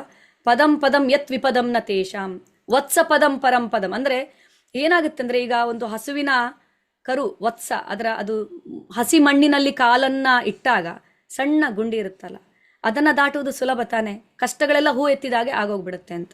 ಭಗವಂತನ ಭಕ್ತಿ ಮಾರ್ಗದಲ್ಲಿ ಬಂದಾಗ ಭಗವಂತನ ಕೃಪೆಯಿಂದ ನಾವು ನಿವಾರಿಸಿಕೊಳ್ತೇವೆ. ಆಕ್ಚುಲಿ ಕಷ್ಟ ಬಂದ್ರೆ ಒಳ್ಳೇದು ಅಂತ ಮಾತಾಜಿ, ಯಾಕೆಂದ್ರೆ ಒಂದು ಕರ್ಮ ಕ್ಲಿಯರ್ ಆಗೋಯ್ತಲ್ವಾ. ಹಾಗೂ ನಮ್ಮನ್ನ ಭಗವಂತ ಸ್ಟ್ರಾಂಗ್ ಮಾಡ್ತಾ ಇದ್ದಾರೆ, ಕಷ್ಟವನ್ನ ಸಹಿಸಿಕೊಳ್ಳುವಂತ ಶಕ್ತಿ ಎಷ್ಟಿದೆ ನಮ್ಗೆ. ಯಾಕಂದ್ರೆ ಮೃತ್ಯು ಅನ್ನುವಂಥದ್ದು ಬಹಳ ದೊಡ್ಡ ಕಷ್ಟ. ಈ ಸಮಯದಲ್ಲಿ ನಾವು ಭಗವಂತನ ಸ್ಮರಣೆ ಮಾಡಬಲ್ಲೆವು ಅಂತಾದ್ರೆ ಮೃತ್ಯುವಿನ ಸಮಯದಲ್ಲಿ ಖಂಡಿತವಾಗ್ಲೂ ನಾವು ಮಾಡಬಲ್ಲೆವು ಅಲ್ವಾ. ಒಂದು ಅರ್ಥದಲ್ಲಿ ರಾಧಾನಾಥ್ ಮಹಾರಾಜ್ ಹೇಳ್ತಾರೆ, ಯಾರಿಗೆ ಕಷ್ಟ ಬರುತ್ತೋ ಅವರು ಬಹಳ ಅದೃಷ್ಟವಂತರು. ಯಾಕಂದ್ರೆ ಎಲ್ಲ ಕ್ಲಿಯರ್ ಆಗ್ತಾ ಇದೆ, ಒಂದೊಂದಾಗಿ ಕ್ಲಿಯರ್ ಆಗಿ ಭಗವಂತನಡೆಗೆ ಹೋಗುವ ದಾರಿ ಸುಗಮವಾಯಿತು ಅಂತ ನಾವು ತಿಳ್ಕೊಬೇಕಂತೆ ಕಷ್ಟ ಬಂದಾಗ. ಹರೇ ಕೃಷ್ಣ ಮಾತಾಜಿ. Thank you Mataji. ಹರೇ ಕೃಷ್ಣ. ಹರೇ ಕೃಷ್ಣ. ಮಾತಾಜಿ. ಧನ್ಯವಾದ ಪ್ರಣಾಮ. ಹರೇ ಕೃಷ್ಣ ಮಾತಾಜಿ. ಧನ್ಯವಾದ ಪ್ರಣಾಮ್. ಧನ್ಯವಾದ ಪ್ರಣಾಮ ಮಾತಾಜಿ. ಮಾತಾಜಿ, ನಮ್ದೊಂದು ಪ್ರಶ್ನೆ ಇತ್ತು. ಈಗ ನಾವು ಭಕ್ತರಾಗಿದ್ದೇವೆ, ಸೊ ನಾವು ಕರ್ಮದ ಬಗ್ಗೆ ಏನಿದೆ ಅಂತ ನಮಗೆ ಭಗವದ್ಗೀತೆ ಗೊತ್ತಿದೆ. ಸೊ ನಾವು ಕರ್ಮದ ಬಗ್ಗೆ ಜಾಸ್ತಿ ಯೋಚನೆ ಮಾಡಲ್ಲ. ಹೊಸ ಭಕ್ತರು ಯಾರು ಬರ್ತಾರ ಅವ್ರುಗಳು ಈ ಕರ್ಮದ ಬಗ್ಗೆ ಅವ್ರಿಗೆ, ಅಂದ್ರೆ ಇವಾಗ ನಾವು ಭಗವದ್ಗೀತೆಯಲ್ಲಿ ಯಾವ್ದೋ ಒಂದು ಶ್ಲೋಕ ಎಕ್ಸ್ಪ್ಲೇನ್ ಮಾಡ್ಕೊಡ್ತೀವಿ, ಅವ್ರು ಯಾವತ್ತೋ ನಮ್ಮ ಪರೀಕ್ಷೆಗಳಿಗೆ ಯಾವತ್ತೋ ಒಂದು ಬಂದಿರ್ತಾರೆ. ಅವಾಗ ಅವ್ರುಗಳು ಸಾಮಾನ್ಯವಾಗಿ ನಾವು ಈ ಕರ್ಮದ ಬಗ್ಗೆ ಹೇಳಿದಾಗ ನೀವು ಅದ್ರ ಬಗ್ಗೆ ಜಾಸ್ತಿ ಅದ್ರಿಂದ ಒಂದು ಫಲ ಅಪೇಕ್ಷೆ ಮಾಡ್ಬಿಡಿ, ನಿಮ್ ಕರ್ಮ ಅಷ್ಟೇ ಮಾಡಿ ಅಂತ ನಾವು ಅವ್ರಿಗೆ ಎಕ್ಸ್ಪ್ಲೇನ್ ಮಾಡ್ತೀವಿ. ಬಟ್ ಅವ್ರು ಅಷ್ಟಲ್ಲೇ ಸ್ಯಾಟಿಸ್ಫ್ಯಾಕ್ಷನ್ ಆಗಲ್ಲ, ಯಾಕಂದ್ರೆ ಅವ್ರ ಭಕ್ತಿ ಇಲ್ಲದೆ ಇರೋದ್ರಿಂದ ಅದು ಸ್ಯಾಟಿಸ್ಫ್ಯಾಕ್ಷನ್ ಆಗಲ್ಲ. ಸೊ ಅವಾಗ ನಾವು ಅವ್ರಿಗೆ ಅದ್ರ ಬಗ್ಗೆ ಇನ್ನು ಹೆಚ್ಚಾಗಿ ಹೇಳ್ಬೇಕಂದ್ರೆ ಹೆಂಗೆ ಅವ್ರನ್ನ ಕನ್ವಿನ್ಸ್ ಮಾಡ್ತೀವಿ? ಮಾತಾಜಿ, ನಿಮ್ಮ ಪ್ರಶ್ನೆ ಅಷ್ಟು ಕ್ಲಿಯರ್ ಇರ್ಲಿಲ್ಲ ನನ್ಗೆ. ಅಂದ್ರೆ ಹೊಸ ಭಕ್ತರಿಗೆ ಕರ್ಮದ ಫಲ ಅವ್ರು ನಿರೀಕ್ಷೆ ಮಾಡ್ತಾರೆ ಅಂತನಾ? ಕರ್ಮದ ಫಲ ನಿರೀಕ್ಷೆ ಅಂದ್ರೆ ಮಾತಾಡಿ ಅವರು ಎಕ್ಸ್ಪೆಕ್ಟೇಷನ್ ಮಾಡ್ತಾರೆ. ಅಂದ್ರೆ ನಾವು ಅದರದ್ದು ಕರ್ಮದ ಬಗ್ಗೆ ಜಾಸ್ತಿ ನೀವು ಅದರ ಫಲಾಪೇಕ್ಷೆ ಮಾಡ್ಬೇಡಿ. ನಿಮ್ ಕರ್ಮ ಏನಿದೆಯೋ ನೀವು ಮಾಡಿ. ಅಂದ್ರೆ ಇವಾಗ ಗಂಡನ್ ಸೇವೆ ಆಗ್ಲಿ, ಮಕ್ಳ ಸೇವೆ ಆಗ್ಲಿ, ನಿಮ್ ಕರ್ಮ ಅದು ನೀವು ಮಾಡ್ಬೇಕು, ನಿಮ್ ದೈನಂದಿನ ಕ್ರಿಯೆ ಅದು ನೀವು ಮಾಡ್ಬೇಕು ಅಂತ ನಾವ್ ಹೇಳ್ತೀವಿ. ಬಟ್ ಅವ್ರ ಇಂಟೆನ್ಷನ್ ಏನಿರುತ್ತೆ ಅಂದ್ರೆ ನಾವು ಏನಕ್ಕೆ ಅದನ್ನ ಮಾಡ್ಬೇಕು, it is not so necessary. ಗಂಡನ್ನ ಒಂದು ಸೇವೆ ಮಾಡ್ಬೇಕು ಅನ್ನೋದು ಅವ್ರಿಗೆ ಅಷ್ಟೊಂದು ನೆಸ್ಥಿತಿ ಇಲ್ಲ ಅಂತ ಅನ್ಕೊಂತಾರೆ ಅವರು. ಬಟ್ ಅದು ನಮ್ ಕರ್ಮ, ನಾವು ಹೆಣ್ಣಾಗಿ ಹುಟ್ಟಿ ನಾವು ಮಾಡೋದು ಅದೊಂದು ನಮ್ ಕರ್ಮ ಇದ್ದೇ ಇರುತ್ತೆ, ನಾವು ಮಾಡ್ಲೇಬೇಕು. ಬಟ್ ಅವರು ಅದ್ರ ನೆಸಿಟಿ ಏನಿದೆ, ಅದ್ರ ಇಂಪಾರ್ಟೆನ್ಸ್ ಏನಿದೆ, ಅದ್ ಎಲ್ಲಿ ಬರ್ದಿದೆ ಏನು ಅಂತ ಹೇಳಿ ಅದನ್ನ ಚರ್ಚೆಗೆ ತೆಗಿತಾರೆ ಮಾತಾಜಿ ಆ ಪ್ರಶ್ನೆನ. ಸೊ ಅವಾಗ ಅವ್ರಿಗೆ ಹೆಂಗೆ ಕನ್ವಿನ್ಸ್ ಮಾಡೋದು? ಮಾತಾಜಿ, 3ನೇ ಅಧ್ಯಾಯದಲ್ಲಿ ಭಗವಂತ ಹೇಳ್ತಾರೆ, ತನ್ನ ನಿಯತ ಕರ್ತವ್ಯವನ್ನ ಪ್ರತಿಯೊಬ್ಬನು ಮಾಡಲೇಬೇಕು. ಕರ್ಮವನ್ನ ಮಾಡದೆ ಯಾರು ದೇಹವನ್ನ ಉಳಿಸಿಕೊಳ್ಳುವುದು ಸಾಧ್ಯವಿಲ್ಲ. ಪರಧರ್ಮ ಭಯಾವಹ. ನಿನ್ನ ಧರ್ಮವನ್ನ ನೀನು ಮಾಡು. ಈಗ ಪತ್ನಿಯಾದವಳ, ಗೃಹಸ್ಥನಾದವನ ಕರ್ತವ್ಯವೇನು? ಈಗ ಪ್ರತಿಯೊಬ್ಬರು ಹುಟ್ಟಿನಿಂದಲೇ ಒಂದು ಕರ್ಮ, ಅವರಿಗೆ ಸ್ವಧರ್ಮ ಅನ್ನುವಂಥದ್ದು ಇದ್ದೇ ಇರುತ್ತಲ್ವಾ. ಈಗ ತಮ್ಮ ಕುಲಕ್ಕೆ ಅವರು ಋಣಿಗಳಾಗಿರುತ್ತಾರೆ, ತಮ್ಮ ಕುಟುಂಬಕ್ಕೆ. ಈಗ ಪತ್ನಿಯಾದವಳ ಕರ್ತವ್ಯ ಪತಿಯನ್ನ ನೋಡ್ಕೊಳ್ಳುವಂಥದ್ದು, ಅಂದ್ರೆ ಮನೆಯನ್ನ ಚೆನ್ನಾಗಿ ನೋಡ್ಕೊಳ್ಳುವಂಥದ್ದು, ಮಕ್ಕಳನ್ನ ನೋಡ್ಕೊಳ್ಳುವಂಥದ್ದು, ಇದೆಲ್ಲ ಒಂದು ಒಳ್ಳೆಯ ಜವಾಬ್ದಾರಿ. ಇದು ಅದನ್ನ ಅವಳು ಸರಿಯಾಗಿ ನಿರ್ವಹಿಸಿದಾಗ ಅದು ಆಧ್ಯಾತ್ಮಿಕತೆಗೆ ಅವಳನ್ನ ಇದು ಮಾಡುತ್ತೆ, ಅವಳು ಸರಿಯಾದ ರೀತಿಯಲ್ಲಿ ಅವಳು ಇದು ಮಾಡಿದಾಗ ಅಂತ. ಕೊನೆಗೆ ಆ ಕ್ರಮೇಣ ಅವರನ್ನ ಅದು ಎಲಿವೇಟ್ ಮಾಡುತ್ತೆ. ಸೊ ಇದನ್ನ ಭಗವದ್ಗೀತೆಯಲ್ಲಿ ಭಗವಂತ ಹೇಳ್ತಾರೆ, ನಿನ್ನ ನಿಯತ ಕರ್ತವ್ಯವನ್ನ ಮಾಡ್ಲೇಬೇಕು. ಯಾರೇ ಆಗ್ಲಿ, ಅಂದ್ರೆ ತಮ್ಮ ಸ್ವಧರ್ಮವನ್ನ ಎಲ್ಲರೂ ಮಾಡ್ಲೇಬೇಕು, ಸ್ವಭಾವಕ್ಕನುಗುಣವಾದ ಕರ್ಮವನ್ನ ಮಾಡ್ಬೇಕಾಗತ್ತೆ. ಆದ್ರೆ ಇನ್ನೊಂದು ಧರ್ಮ ಇದೆ, ಶಾಶ್ವತವಾದಂತ ಸನಾತನ ಧರ್ಮ, ಅಂದ್ರೆ ಭಗವಂತನ ಜೊತೆ ನಿನ್ನ ಸಂಬಂಧ ಇದೆಯಲ್ಲ, ಅದನ್ನ ನಿಭಾಯಿಸೋದು ಕೂಡ ಮಾಡ್ಬೇಕು ಜೊತೆಗೆ ಅಂತ. ಸೊ ಅದಕ್ಕೋಸ್ಕರ ನೋಡಿ, ಕೃಷ್ಣನನ್ನ ಸೆಂಟ್ರಲ್ಲಿ ಇಟ್ಕೊಂಡ್ರೆ ಮನೆಯಲ್ಲಿ ಎಲ್ಲರೂ ಕೂಡ ತಮ್ಮ ತಮ್ಮ ಕರ್ತವ್ಯವನ್ನ ಯಾವುದೇ ಈಗೋ ಇಲ್ಲದೆ ಮಾಡ್ಕೋಬಹುದು. ಯಾಕಂದ್ರೆ ನಮ್ಮ ಮುಖ್ಯ ಉದ್ದೇಶ ನಾವಲ್ಲ, ಇಲ್ಲಿ ಭಗವಂತನನ್ನ ತೃಪ್ತಿಪಡಿಸುವಂತದ್ದು ಅಂತ. ಸೊ ನೀವು ಅವರಿಗೆ ಇದರ ಬಗ್ಗೆ ಜಾಸ್ತಿ ಹೇಳದೆ ಜಸ್ಟ್ ಹರೇ ಕೃಷ್ಣ ಮಹಾಮಂತ್ರ ಚಾಂಟಿಂಗ್ ಮಾಡಕ್ ಹೇಳಿ ಮಾತಾಜಿ. ಯಾಕಂದ್ರೆ ಇದು ಜಸ್ಟ್ ಏನಂದ್ರೆ ನಮ್ಮ ತರ್ಕ, ವಾದ, ವಿವಾದ, ಅಂದ್ರೆ ಅಥವಾ ಚರ್ಚ್ಗಳಿಂದ ಅರಿತುಕೊಳ್ಳುವಂಥದ್ದಲ್ಲ. ಭಕ್ತಿ ಅನ್ನುವಂಥದ್ದು ಭಕ್ತಿ ಪರೇಶ ಅನುಭವ. ಅಂದ್ರೆ ಅದು ಭಗವಂತ ನಮ್ಗೆ ಅದನ್ನ ಇದ್ ಮಾಡ್ತಾರೆ ಅಲ್ವಾ, ಬುದ್ಧಿಯನ್ನ ಭಗವಂತ ಕೊಡ್ತಾರೆ. ಚಾಂಟಿಂಗ್ ಮಾಡೋದಕ್ಕೆ ಹೇಳೋದು ಬೆಸ್ಟ್ ಸೊಲ್ಯೂಷನ್. ಯಾಕೆಂದ್ರೆ ಚಾಂಟಿಂಗ್ ಮಾಡ್ತಾ ಮಾಡ್ತಾ ಅವರಿಗೆ ತುಂಬಾ ಪ್ರಶ್ನೆಗಳಿಗೆ ಉತ್ತರ ಸಿಕ್ಬಿಡುತ್ತೆ. ಭಕ್ತರ ಸಂಘದಲ್ಲಿ ಅವ್ರನ್ನ ಕರ್ಕೊಂಡು ಬನ್ನಿ, ಆದಷ್ಟು ಸತ್ಸಂಗದಲ್ಲಿ ಅವರು ಭಾಗವಹಿಸಿದಾಗ ಅವರಿಗೆ ಪ್ರಶ್ನೆ ಕೇಳಬೇಕಂತ ಅನ್ಸಲ್ಲ. ಯಾಕಂದ್ರೆ ಇಷ್ಟೊಂದು ಒಳ್ಳೆಯ ಒಂದು ಇದು ನನಗೆ ಸಿಕ್ಕಿರುವಾಗ ಯಾಕೆ ಸಣ್ಣ ಪುಟ್ಟ ಪ್ರಾಬ್ಲಮ್ ಬಗ್ಗೆ ನಾನು ಯೋಚನೆ ಮಾಡ್ಬೇಕಂತ. ಸೊ ಈಗ ಪ್ರತಿಯೊಬ್ಬರಿಗೆ ಒಂದೊಂದು ಕರ್ತವ್ಯ ಅನ್ನುವಂಥದ್ದು ಇರುತ್ತೆ. ಮತ್ತೆ ಅವರು ಕರ್ತವ್ಯವನ್ನ ಮಾಡಿಲ್ಲ ಅಂದ್ರೆ ಏನ್ ಮಾಡ್ತಾರೆ? ಈಗ ಅರ್ಜುನನಿ ಕೂಡ ಅದನ್ನೇ ಹೇಳುವಂಥದ್ದಲ್ಲ, ಕ್ಷತ್ರಿಯನಾದವನು ನಿನ್ನ ಕರ್ತವ್ಯವನ್ನ ನೀನು ಕಾಡಿಗೆ ಹೋದ್ರೂ ನೀನು ಮಾಡೇ ಮಾಡ್ತೀಯ, ಕರ್ತವ್ಯದಿಂದ ನೀನು ದೂರ ಇರೋದಿಕ್ಕೆ ಸಾಧ್ಯನೇ ಇಲ್ಲ ಭಗವಂತ ಹೇಳ್ತಾರೆ ಅಲ್ವಾ. ಸೊ ಆದ್ರಿಂದ ನಮ್ಮ ಧರ್ಮ ಸ್ವಭಾವಕ್ಕನುಗುಣವಾದ ಧರ್ಮವನ್ನ ಕರ್ಮವನ್ನ ನಾವು ಮಾಡ್ಬೇಕಾಗತ್ತೆ. ಅದನ್ನ ಭಗವಂತನಿಗೆ ಕನೆಕ್ಟೆಡ್ ಆಗಿ ಮಾಡ್ಬೇಕಂತ, ಭಕ್ತಿ ಸೇವಾ ಕರ್ಮವನ್ನ ಮಾಡಬೇಕು. ಸೊ ಆ ಥರ ನೀವು ಅವರಿಗೆ ಹೇಳ್ಬೋದು ಮಾತಾಜಿ. ಕರ್ಮವನ್ನಂತೂ ಮಾಡದೆ ಯಾರು ಇರೋಕ್ಕಾಗಲ್ಲ ಅಲ್ವಾ, ಮಾಡ್ಲೇಬೇಕಾಗತ್ತೆ ನಮ್ಮ ಕರ್ಮ ಏನು, ನಮ್ಮ ಕೆಲಸ ಅನ್ನುವಂಥದ್ದು. ಹಾ ಮಾತಾಜಿ, ನಮ್ಮ ಕರ್ಮಗಳು ನಾವು ಮಾಡ್ಲೇಬೇಕು. ಇಟ್ ಮೈಟ್ ಬಿ ಲೈಕ್ ತಂದೆ ತಾಯಿ ಸೇವೆ ಇರ್ಬೋದು, ಗಂಡನ ಸೇವೆ ಇರ್ಬೋದು, ಅದು ನಾವು ಮಾಡ್ಲೇಬೇಕಾಗಿದ್ದ ಕರ್ತವ್ಯಗಳು, ಕರ್ಮಗಳು. ಸೊ ಖಂಡಿತ ಸಾರಿ ಮಾತಾಜಿ, ನಾನು ಅದು ಸ್ವಲ್ಪ ಟ್ರಾವೆಲ್ ಮಾಡಿದ್ದೀನಿ, ಸೊ ಹಾಗಾಗಿ ನಾನು ವಾಯ್ಸ್ ಬ್ರೇಕ್ ಆಗ್ತಾ ಇದ್ದೆ. ಅದೇ ವಾಯ್ಸ್ ಸ್ವಲ್ಪ ನಿಮ್ದು ಬ್ರೇಕ್ ಆಗ್ತಾ ಇದೆ ಮಾತಾಜಿ. ಗೊತ್ತಿಲ್ಲ ನಾನು ಸರಿಯಾಗಿ ಉತ್ತರಿಸಿದ್ನ ಇಲ್ವ ಅಂತ, ಯಾಕಂದ್ರೆ ನನಗೆ ಪ್ರಶ್ನೆನೂ ಅಷ್ಟು ಕ್ಲಿಯರ್ ಇರ್ಲಿಲ್ಲ ಆಕ್ಚುಲಿ. ಇಲ್ಲ ಮಾತಾಜಿ, ನಾನು ಕ್ಲಿಯರ್ ಆಯ್ತು. ಅಲ್ಲ, ಪ್ರಾರಂಭದಲ್ಲಿ ನೀವು ಅವ್ರಿಗೆ ಹೇಳಿ ನೋಡಿ, ಪ್ರಾರಂಭದಲ್ಲಿ ಕರ್ಮದ ಫಲದ ನಿರೀಕ್ಷೆ ಇಡಬೇಡ ಅಂತ ಹೇಳಿದ್ರೆ ಗೊತ್ತಾಗಲ್ಲ ಅವರಿಗೆ, ಅದು ಅರ್ಥ ಆಗಲ್ಲ. ಹೇಳಿ ಅಕಾಮ ಸರ್ವ ಕಾಮವ ಮೋಕ್ಷ ಕಾಮ ಉದಾರದಿ ತೀವ್ರೇಣ ಭಕ್ತಿ ಯೋಗೇಣ ಪರಂ ಅಲ್ವಾ. ನೋಡಿ, ಪ್ರಾರಂಭದಲ್ಲಿ ಅವರು ಇಚ್ಛೆ ಇಟ್ಕೊಂಡೇ ಬರ್ಲಿ ಅಲ್ಲ, ಬಟ್ ಕೃಷ್ಣನೆಡೆಗೆ ಬರ್ಲಿ, ಅದು ಬಹಳ ಮುಖ್ಯ. ದೇವಿ ದೇವತೆಗಳ ಬಳಿಗೆ ಹೋಗೋ ಬದಲು ಕೃಷ್ಣನಲ್ಲಿಗೆ ಬರ್ಲಿ. ಕೃಷ್ಣ ಏನ್ ಮಾಡ್ತಾರೆ, ಕೊನೆಗೆ ಇಚ್ಛೆ ಇಲ್ಲದಾಗ ಮಾಡಿಬಿಡ್ತಾರೆ. ಧ್ರುವ ಕೂಡ ಇಚ್ಛೆ ಇಟ್ಕೊಂಡೇ ಹೋದ್ನಲ್ವಾ ಭಗವಂತನ ಹತ್ರ. ಅದು ಕೃಷ್ಣ ಭಕ್ತಿಯ ಒಂದು ವಿಶೇಷತೆ ಏನಂದ್ರೆ, ನಮ್ಮಲ್ಲೂ ಕೂಡ ಭೌತಿಕ ಇಚ್ಛೆಗಳಿತ್ತು ಪ್ರಾರಂಭದಲ್ಲಿ ಕೃಷ್ಣ ಪ್ರಜ್ಞೆಗೆ ಬಂದಾಗ ಅಲ್ವಾ. ಇವಾಗ್ಲೂ ಇಲ್ಲ ಅಂತಲ್ಲ, ಸಂಪೂರ್ಣ ಮುಕ್ತರಾಗಿದ್ದೀವಂತ ಇವಾಗ್ಲೂ ನಾನು ಹೇಳಲ್ಲ, ಕಡಿಮೆ ಆಗಿದೆ ಅದರ ಪ್ರಮಾಣ, ಭೌತಿಕ ಇಚ್ಛೆಗಳ ಪ್ರಮಾಣ ಕಡಿಮೆ ಆಗಿದೆ. ಆದ್ರಿಂದ ಭಗವಂತ ನಮ್ಮನ್ನ ಎಲ್ಲ ರೀತಿಯಲ್ಲೂ ಸಹಾಯ ಮಾಡ್ತಾರೆ ಎಲಿವೇಟ್ ಮಾಡೋದಕ್ಕೆ. ಸೊ ಧ್ರುವನಿಗೆ ಏನ್ ಅನ್ನಿಸ್ತು ಆಮೇಲೆ, ಗಾಜಿನ ಚೂರನ್ನ ಹುಡುಕ್ತಾ ಇದ್ದೆ, ವಜ್ರವೇ ನನ್ನ ಕಣ್ಣು ಮುಂದೆ ನಿಂತಿದೆ ಅಂತ. ಹೀಗೆ ಎಷ್ಟೋ ಜನ ಭಕ್ತರು ಭೌತಿಕ ಇಚ್ಛೆಯಿಂದನೇ ಭಕ್ತಿಗೆ ಬಂದಿದ್ದಾರೆ. ಭಗವಂತ ಏನು ಮಾಡ್ತಾರೆ, ಕೊನೆಗೆ ಆ ಭೌತಿಕ ಇಚ್ಛೆಯನ್ನ ಕೂಡ ಅವರು ಇದ್ ಮಾಡ್ತಾರೆ. ಆದ್ರಿಂದ ಬೇರೆ ನೀವು ದೇವತೆಗಳ ಬಳಿ ಹೋದಾಗ ಇನ್ನಷ್ಟು ಹೆಚ್ಚಾಗುತ್ತೆ ಭೌತಿಕ ಇಚ್ಛೆಗಳು, ಅದು ಕಡಿಮೆ ಆಗ್ತಾ ಹೋಗಲ್ಲ. ಕೃಷ್ಣ ಭಕ್ತಿಗೆ ಬಂದಾಗ ಭಗವಂತ ನಿಮ್ಗೆ ಯಾವುದು ಬೇಕೋ ಅದನ್ನ ಸರಿಯಾಗಿ ಸ್ಯಾಂಕ್ಷನ್ ಮಾಡ್ತಾರೆ. ಹಾಗೆ ಸುಮ್ಮನೆ ಸ್ಯಾಂಕ್ಷನ್ ಮಾಡಲ್ಲ, ತಂದೆಗೆ ಗೊತ್ತಿದೆ ಮಕ್ಕಳ ಒಳಿತಿಗೆ ಏನು ಬೇಕು, ಅದೇ ರೀತಿಯಲ್ಲಿ ಸ್ಯಾಂಕ್ಷನ್ ಮಾಡ್ತಾರೆ ಅಲ್ವಾ. ಹರೇ ಕೃಷ್ಣ ಮಾತಾಜಿ.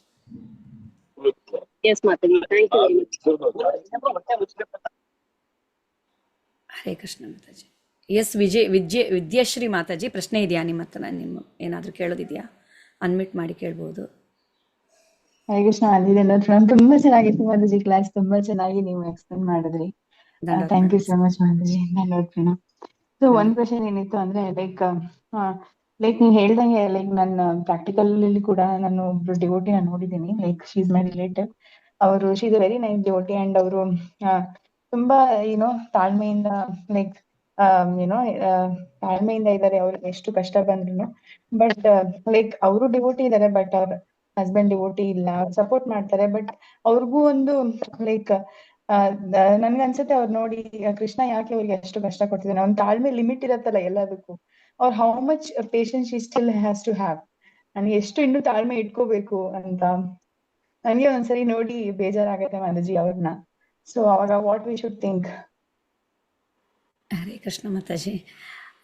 ಮಾತಾಜಿ ಅಂದ್ರೆ, ಬಟ್ ನಮ್ಮ ಕಣ್ಣಿಗೆ ನಮ್ಗೆ ಹಾಗೆ ಅನ್ಸುತ್ತೆ ಅವ್ರು ಕಷ್ಟ ಪಡ್ತಾ ಇದ್ದಾರೆ ಅಂತ. ಬಟ್ ಆ ಕಷ್ಟ ಅವ್ರಿಗೆ ಕಷ್ಟ ಅಂತ ಅನಿಸದೇ ಇರಬಹುದು ಅಲ್ವಾ. ಭಗವಂತನ ಕೃಪೆಯಿಂದ ಭಕ್ತರು ಕಷ್ಟವನ್ನ ನೋಡುವ ರೀತಿ ಬೇರೆ ತರ ಇರುತ್ತೆ ಮಾತಾಜಿ. ಹೊರಗಿನವರು ನೋಡುವಂತ ರೀತಿ ನಮಗೂ ಅನ್ಸುತ್ತೆ, ಕೆಲವನ್ನ ನೋಡುವಾಗ ಪಾಪ ಅವರು ಭಕ್ತಿ ಮಾರ್ಗದಲ್ಲಿದ್ದಾರೆ, ಎಷ್ಟು ಕಷ್ಟ ಇದೆ ಅವರಿಗೆ. ಬಟ್ ಅವ್ರ ಹತ್ರ ಕೇಳಿದಾಗ ಹೇಳ್ತಾರೆ ಹೇಗೋ ಆಗೋಗ್ಬಿಡುತ್ತೆ ಭಗವಂತನ ಕೃಪೆಯಿಂದ ಅಂತ. ಅಂದ್ರೆ ಅವರು ನೋಡುವ ರೀತಿ ಬೇರೆ ತರ ಇರುತ್ತೆ. ಯಾವುದೇ ಒಂದು ಕಷ್ಟವನ್ನ ಅವ್ರು ಹೇಗೆ ನೋಡ್ತಾರ ಅನ್ನುವಂಥದ್ದು ನಮ್ಗೆ ಗೊತ್ತಿಲ್ಲ. ಇದಕ್ಕೆ ಗೋಪಿಗಣ ಗೀತ ಮಾತಾಜಿ ಉತ್ತರ ಚೆನ್ನಾಗಿ ಕೊಡ್ಬೋದು, ಯಾಕಂದ್ರೆ ಅವರು ಬಹಳ ಸೀನಿಯರ್ ಡಿವೋಟಿ. ಮಾತಾಜಿ ಹರೇ ಕೃಷ್ಣ. ಗೋಪಿಗಣ ಗೀತ ಮಾತಾಜಿ, ನೀವು ಇದಕ್ಕೆ ಉತ್ತರವನ್ನ ಕೊಡ್ಬೋದು ಅವರಿಗೆ. ಅಂದ್ರೆ ಅವರ ಹಸ್ಬೆಂಡ್ ಅವರಿಗೆ ಸಪೋರ್ಟ್ ಮಾಡ್ತಾ ಇಲ್ಲ, ಬಟ್ ಮಾತಾಜಿಗೆ ತುಂಬಾ ಕಷ್ಟ ಇದೆ ಅಂತ ಏನು ಹೇಳ್ಬೋದು ಮಾತಾಜಿ ನೀವು ಅದಕ್ಕೆ? ಲೀನಾ ಮಂಜುನಾಥ್ ಮಾತಾಜಿ ನೀವು, ಅಥವಾ ಗೋಪಿಗಣ ಗೀತ ಮಾತಾಜಿ ನೀವು ಕೂಡ ಹೇಳಿ, ನೀವು ಹೇಳ್ಬೋದು. ಹರೇ ಕೃಷ್ಣ ಮಾತಾಜಿ. ಸಾರಿ, ನಾನು ಈಗ ಜಸ್ಟ್ ಹೊರಗಿಂದ ಬಂದೆ. Mataji, can you just repeat the question? ಅವರಿಗೆ ಅವ್ರ ಭಕ್ತಿ ಮಾರ್ಗದಲ್ಲಿ ತೊಡಗಿದ್ದಾರಂತೆ ತುಂಬಾ. ಎಷ್ಟೇ ಕಷ್ಟ ಬಂದರೂ ಸಹಿಸಿಕೊಳ್ತಾ ಇದ್ದಾರಂತೆ. ಅವರ ಅಂದ್ರೆ ಹಸ್ಬೆಂಡ್ ಅವರ ಪ್ರಭುಜಿ ಅಷ್ಟು ಅವ್ರ ಸಪೋರ್ಟ್ ಇದ್ರಲ್ಲಿ ಮಾಡ್ತಾರೆ. ಇಂಪ್ರೂವ್ಮೆಂಟ್ ಕಾಣಿಸ್ತಾನೆ ಇಲ್ಲ ಮಾತಾಜಿ. ಲೈಕ್ ಮತ್ತೆ ಬಟ್ ಮಾತಾಜಿ ಏನಿದಾರಲ್ಲ, ಅವ್ರು ಸ್ವಲ್ಪನು ಯಾರಲ್ಲೂ ತಪ್ಪು ಹುಡ್ಕೋದಿಲ್ಲ. ಅವ್ರು ಎಷ್ಟೇ ಮಾಡ್ತಿಲ್ಲ ಅದನ್ನ ಅಪ್ರಿಶಿಯೇಟ್ ಮಾಡ್ತಾರೆ, ತಾಳ್ಮೆಯಿಂದ ಇದ್ದಾರೆ. ಬಟ್ ಆ ತಾಳ್ಮೆಗೆ ಒಂದು ಮಿತಿ ಅಂತ ಇರ್ಬೇಕಲ್ಲ ಅಂತ ನನ್ಗೆ ಅನ್ಸುತ್ತೆ ಮಾತಾಜಿ.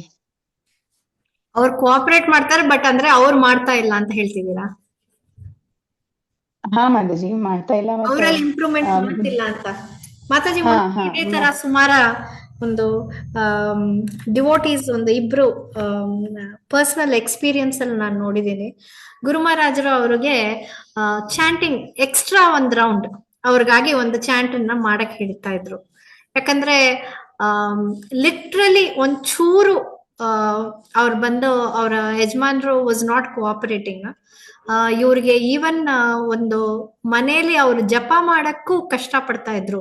ಏನ್ ಮಾಡ್ತಿದ್ರು ಅಂದ್ರೆ, ಈ ಮಾತಾಜಿ ಜಪ ಮಾಡದ ಅವ್ರಿಗೆ ಒಂದ್ಸಲ ಬಂದಾದ್ಮೇಲೆ ತುಂಬಾ ಇಂಟ್ರೆಸ್ಟ್ ಇತ್ತು, ಜಪ ಮಾಡ್ಬೇಕು ಎಲ್ರು ಹೇಳ್ತಾ ಇದ್ದಾರೆ ಅಂತ. ಸೊ ಇಲ್ಲಿ ಏನಾಯ್ತು ಅಂದ್ರೆ, ಅವ್ರಿಗೆ ಜಪ ಮಾಡಕ್ಕೂ ಮನೇಲಿ ಪರ್ಮಿಷನ್ ಇರ್ಲಿಲ್ಲ. ಬಟ್ ಆದ್ರೆ ಈ ಮಾತಾಜಿ ಏನ್ ಮಾಡ್ತಿದ್ರು, she used to sit permission, first ಶಿಕ್ಷಾ ಗುರು ಹತ್ರದಿಂದ ಪರ್ಮಿಷನ್ ತಗೊಂಡ್ರು. ಆಮೇಲೆ ಅವರು ಬಾತ್ರೂಮ್ ಒಳಗ್ ಕೂತ್ಕೊಂಡು ಅವರು ಚಾಂಟಿಂಗ್ ಮಾಡ್ತಾ ಇದ್ರು. ಬಾತ್ರೂಮ್ ಅಲ್ಲಿ ಚಾಂಟಿಂಗ್ ಮಾಡಬಾರ್ದು, ಚಾಂಟಿಂಗ್ ಬೀಟ್ಸ್ ತಗೊಂಡ್ ಹೋಗ್ಬಾರ್ದು ಅನ್ನೋ ಇದೆಯಲ್ಲ. ಸೊ ಹಂಗಾಗಿ ಅವರು ಗುರು ಮಹಾರಾಜ್ ಹತ್ರ ಹೇಳ್ಬಿಟ್ಟು ಇವರು ಬಾತ್ರೂಮ್ ಒಳಗ್ ಕೂತ್ಕೊಂಡು ಮೊದ್ಲು ಒಂದು ಫಸ್ಟ್ ಒಂದ್ 2 ರೌಂಡ್ 3 ರೌಂಡ್ ಒಂದ್ 15 ನಿಮಿಷ ಹಂಗ್ ಕೂತ್ಕೋತಾ ಇದ್ರು.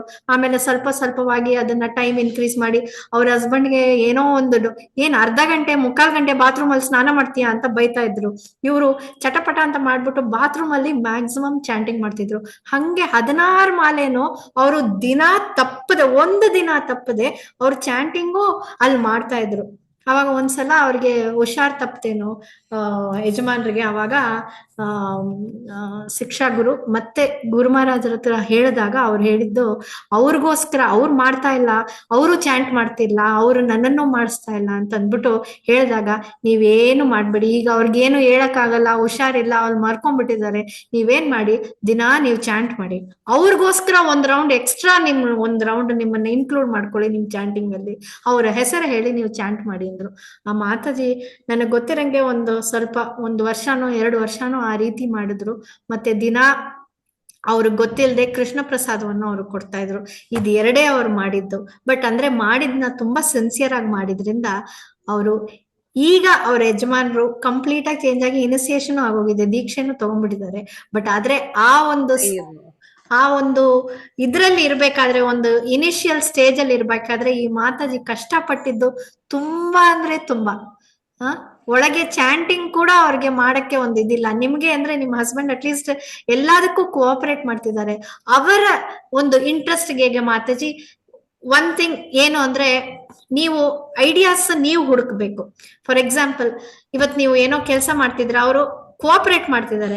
ನಾನು ಇವತ್ತು ಇದ್ರ ಬಗ್ಗೆ ನನ್ನ ನಾಳೆ ಕ್ಲಾಸ್ ತಗೋಬೇಕು, ನನಗೆ ಏನ್ ಪಾಯಿಂಟ್ಸ್ ಹೇಳೋದು ಅಂತ ಅರ್ಥ ಆಗ್ತಿಲ್ಲ, ನನ್ಗೆ ಇದೆಲ್ಲ ಒಂದು 4 ವರ್ಡ್ ಓದದೆ, ಈ ಒಂದು ಪ್ಯಾರಾಗ್ರಾಫ್ ಪರ್ಪೋರ್ಟ್ ನಾನು ಓದದೆ, ಬಟ್ ಒಂದ್ ಸುಮಾರಾಗಿ ಅರ್ಥ ಆಯ್ತು, ಈ ತರ ನನ್ಗೆ ಅರ್ಥ ಆಗಿದೆ, ನೀವ್ ಒಂದ್ಸಲ ಹೋದ್ರೆ ನಿಮ್ಗೆ ಏನ್ ತಿಳಿಯತ್ತೆ ಅಂತ ನೀವ್ ಹೇಳಿದ್ರೆ ಅದನ್ನ ಆಡ್ ಮಾಡ್ಕೋತೀನಿ ಅಂದ್ಬಿಟ್ಟು, ನೀವು ಕಿಚನ್ ಅಲ್ಲಿ ಕೆಲಸ ಮಾಡ್ಬೇಕಾದ್ರೆ ಅವ್ರನ್ನ ಅಲ್ಲಿ ಚೇರ್ ಹಾಕೊಂಡು, ಇಲ್ದೋದ್ರೆ ಅವ್ರ ಏನಾದ್ರು ಆರಾಮಾಗಿ ಏನಾದ್ರು ಕೂತಿರ್ಬೇಕಾದ್ರೆ ಅವ್ರ ಹತ್ರ 1-2 ಲೈನ್ ಆ ಬುಕ್ ಅಲ್ಲಿ ಓದಿಸೋದು.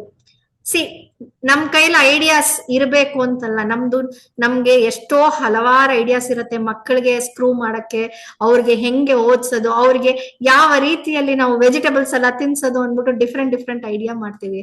ಅದೇ ರೀತಿಯಲ್ಲಿ ಇವ್ರಿಗೆ ಹೆಂಗೆ ಕೃಷ್ಣ ಭಕ್ತಿಯನ್ನು ಕೊಡೋದು, ಯಾಕಂದ್ರೆ ಡೈರೆಕ್ಟ್ ಆಗಿ ಮಾಡೋದಿಲ್ಲ, ಬಟ್ ಇಂಡೈರೆಕ್ಟ್ ಆಗಿ ಏನಾದ್ರು ಈ ತರ ಕೇಳ್ಬೋದು ನೀವು.